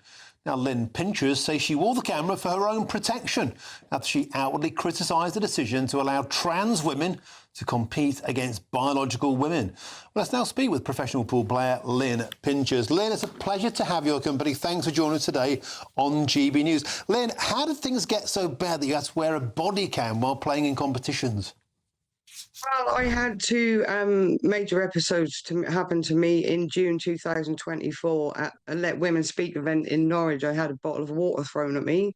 And then in the same month, June 2024, I was shouted at and followed around at a pool tournament at the Blackpool World Championships by one of the transgender players' partners. He was a very large man. He got extremely close to me, yelling me, telling me I needed to leave. Followed me, wouldn't let me watch, stood deliberately in my view like a child would, moving one way, left and right, wherever I went. But nothing was ever done about that. I did put a complaint in, even to the police, but there was no CCTV in the hotel and nothing was ever done. So I decided that I would wear a body cam because, unfortunately, pepper spray and things like that are illegal in the UK. So that was just for my own peace of mind. And I wore it for 6 previous events before I was removed by Ultimate Pool in April in Wigan. It's an incredible state of affairs. And when I was removed, I asked why I was being removed because, in actual fact, I had removed the body cam already. And 60 seconds later, as soon as I removed it, I was then asked to leave by a security guard from Ultimate Pool. And I asked him, why am I being asked to leave? They just said that they'd escort me in there and keep me safe. And now you're asking me to leave. And he said, all I know is there's a legal battle going on. And I told him my reply to that was that's irrelevant to this. And I was still removed. So I don't believe that's the reason at all.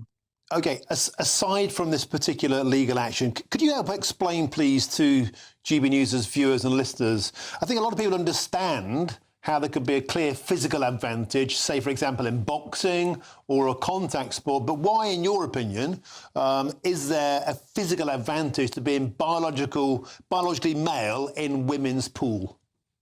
Well, there's the cue power that men possess in cue sports is way greater than women's. The break shot, they can hit the balls much harder, causing more of a spread. Potting balls on the break more often than females do.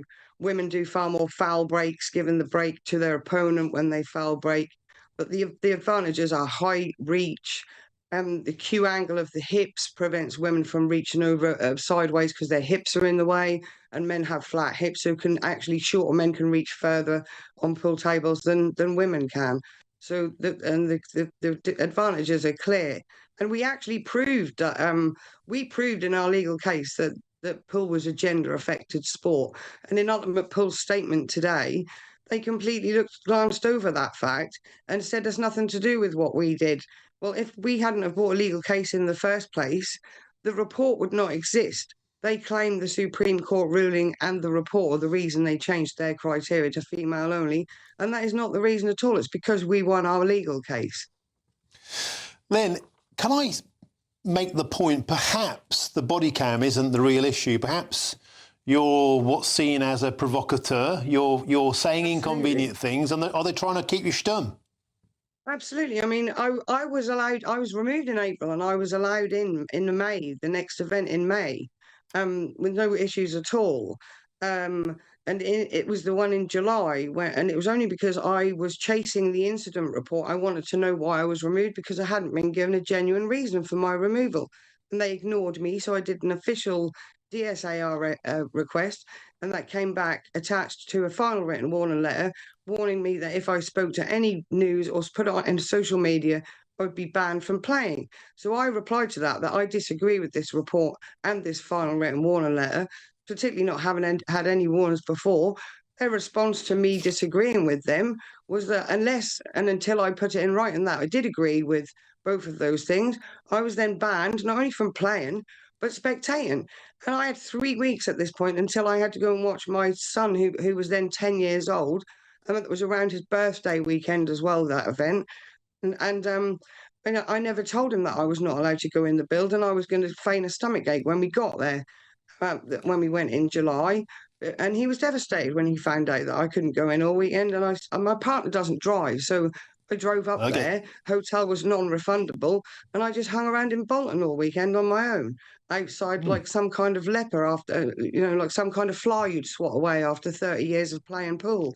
It's just not acceptable. So if I don't stand up to this, that could happen to anybody. Lynn Pinchers, we have to leave it there. I'm being given my cue to move on. Thank you very much for joining us today on the show, Thank you for Lynn having me. Pinchers. It's been a Thank pleasure. you very much. Thank you. Indeed, cheers. Now, spokesperson for Ultimate Pool Group told GB News a full statement will be issued by them in due course. But for now, they said this. UPG and IEPF are committed to equality for all and at all times have adopted a neutral and agnostic position in relation to the issues around eligibility to participate in its women's event.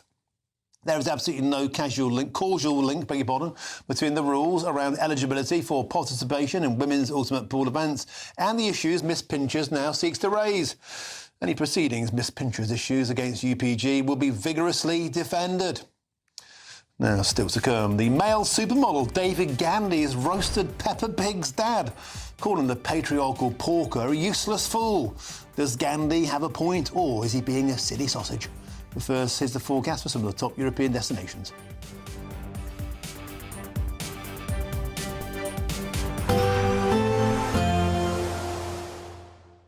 Dinner under the stars tonight? That reminds me of our travel insurance. You mean All Clear Skies? All Clear Travel Insurance sponsors GB News Travel Destinations forecast.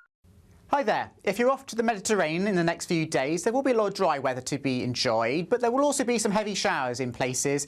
And across Iberia and Madeira, we have got this cold front pushing through on Tuesday, so some gusty winds and heavy rain for a time. Thunderstorms following to Portugal as well. Otherwise, across the central Med, there will be some scattered heavy showers and thunderstorms, but mostly dry across Greece and Turkey, some warm spells of sunshine here, and quite a changeable outlook for the rest of the week, but temperatures around average. All Clear Travel Insurance sponsors GB News Travel Destinations forecast. Britain was once the envy of the world. But look around. A nation that no longer knows what it is or where it's going. A country that's broken. How do we fix Britain? How do we bring it back? Friday night with Matt Goodwin at 8 p.m. only on GB News. No matter the state it's in, this is our nation. Join me, Jacob Rees-Mogg, for a genuine, honest discussion on where we have been, where we are going, and where we are with the people who set the direction. Tune in to State of the Nation every Monday to Thursday, 8 to 9 o'clock, only on GB News. Good afternoon, Britain. Weekdays from midday. I think a lot of you at home are going to be quite annoyed with this. Now, Tesco, the big supermarket chain, appears to have got rid of the famous Christmas trees, instead renaming them evergreen trees.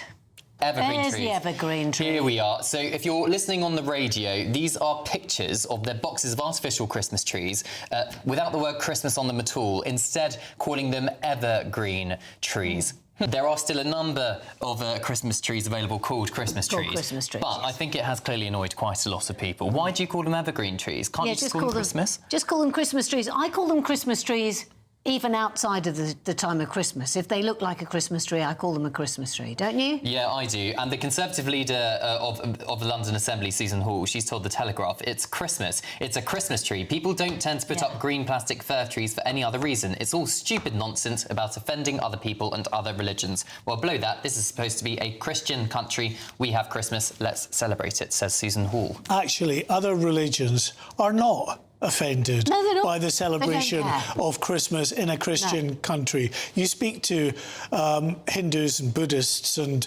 the vast majority of Muslims, they're not in the slightest bit bothered and actually will join in those celebrations as well. It doesn't offend them. But what you've got are marketing divisions within these big companies where you've got Tarquin and Tabitha who feel that we must, you know, do what we can do to not offend the great British public. And the great British public are the ones that are actually buying the product and they're not in the slightest bit offended. Can I just say it offends me that we've got Christmas already and it's not December. GB News, the People's Channel.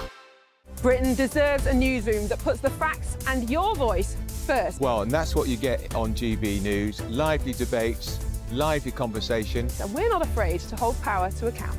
And each other. So join me, Andrew Pierce. And me, Miriam Cates, for Britain's Newsroom, weekdays from 9:30 on GB News.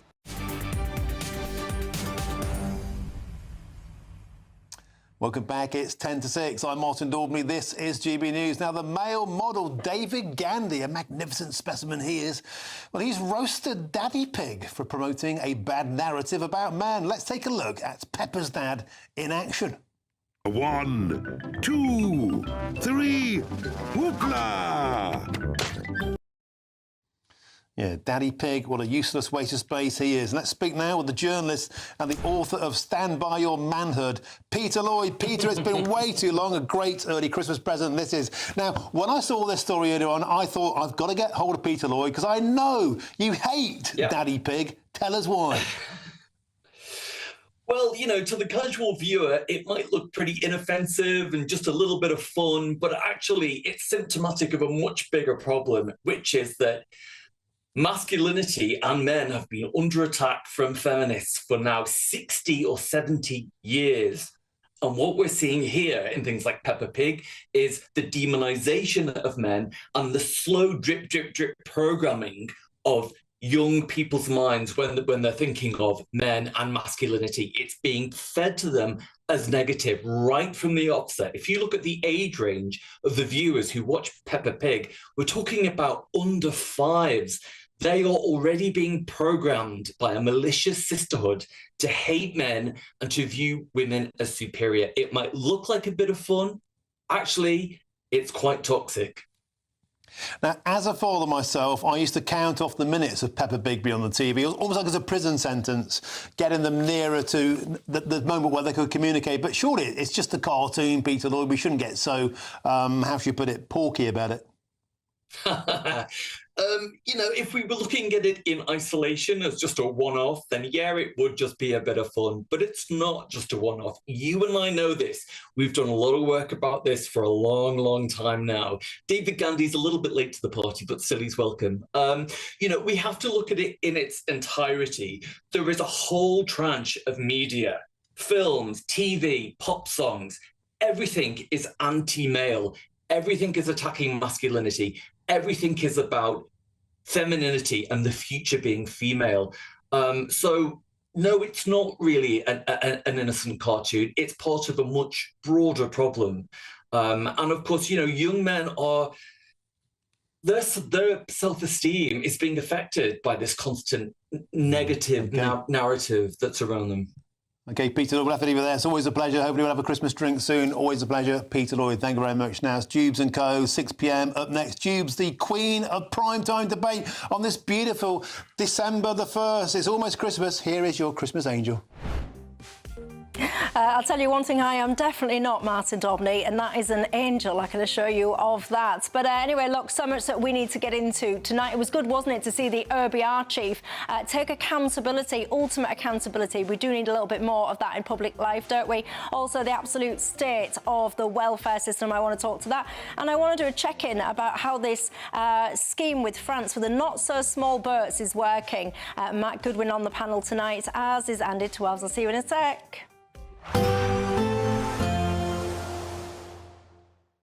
Today, clouds overhead, total zen within. Boxed Solar sponsors the weather on GB News. Afternoon. Welcome to your latest weather update from the Met Office here on GB News. Some heavy rain continues to fall over parts of Western Britain, particularly across South Wales, where we have Met Office amber warning in place until 9 o'clock. We could continue to see rain falling here well into the evening from this weather front. It's got a bit of a kink in it, a bit of a wave on it, and the isobars close together as well, which is also increasing the winds. And as those winds push up against the hills, the rain peps up. It will start to ease through the evening. We'll see a band of heavy rain moving from west to east across England and Wales. Short but intense burst of rain clearing through away from the southeast soon after midnight. More showers coming into western Scotland and the northeast of Scotland looking pretty soggy, but otherwise many of us will become much drier overnight, some clearer skies, allowing the temperatures to dip to 5 or 6. Certainly most places above freezing to start Tuesday. We should also start with some sunshine over the Midlands, eastern England, and many places here will stay fine all day. There will be some sunny spells across the south coast, but there will also be showers feeding in here and again across parts of Wales. Now, not as heavy, not as intense the rain here as it has been today, but of course any extra rain falling on the very soggy ground is far from welcome and may cause further disruption. Showers too packing into western parts of Scotland. They'll generally keep going here through the day. And the showers further south, although initially around the coast, will drift inland across counties of southern England and South Wales. Some heavy showers possible, but it won't rain all day. They'll tend to move through on the brisk wind. And it will still be quite a brisk wind, just not as strong as today. With some sunny spells, though, for Northern Ireland, eastern England, not a bad feeling day at all. Yes, temperatures down on today's values, but the wind's a little bit lighter. And it should, for most of us, be much, much brighter as we go through tomorrow. Not a great deal of change during Tuesday evening. Still a chance of some showers across the south and a greater risk of a few of them spreading a little further north. That's all for now. Today, clouds overhead, total zen within. Boxed Solar sponsors the weather on GB News. Thank you, Britain, for helping us reach 8 million followers across social media. Thank you for making us a part of your daily life.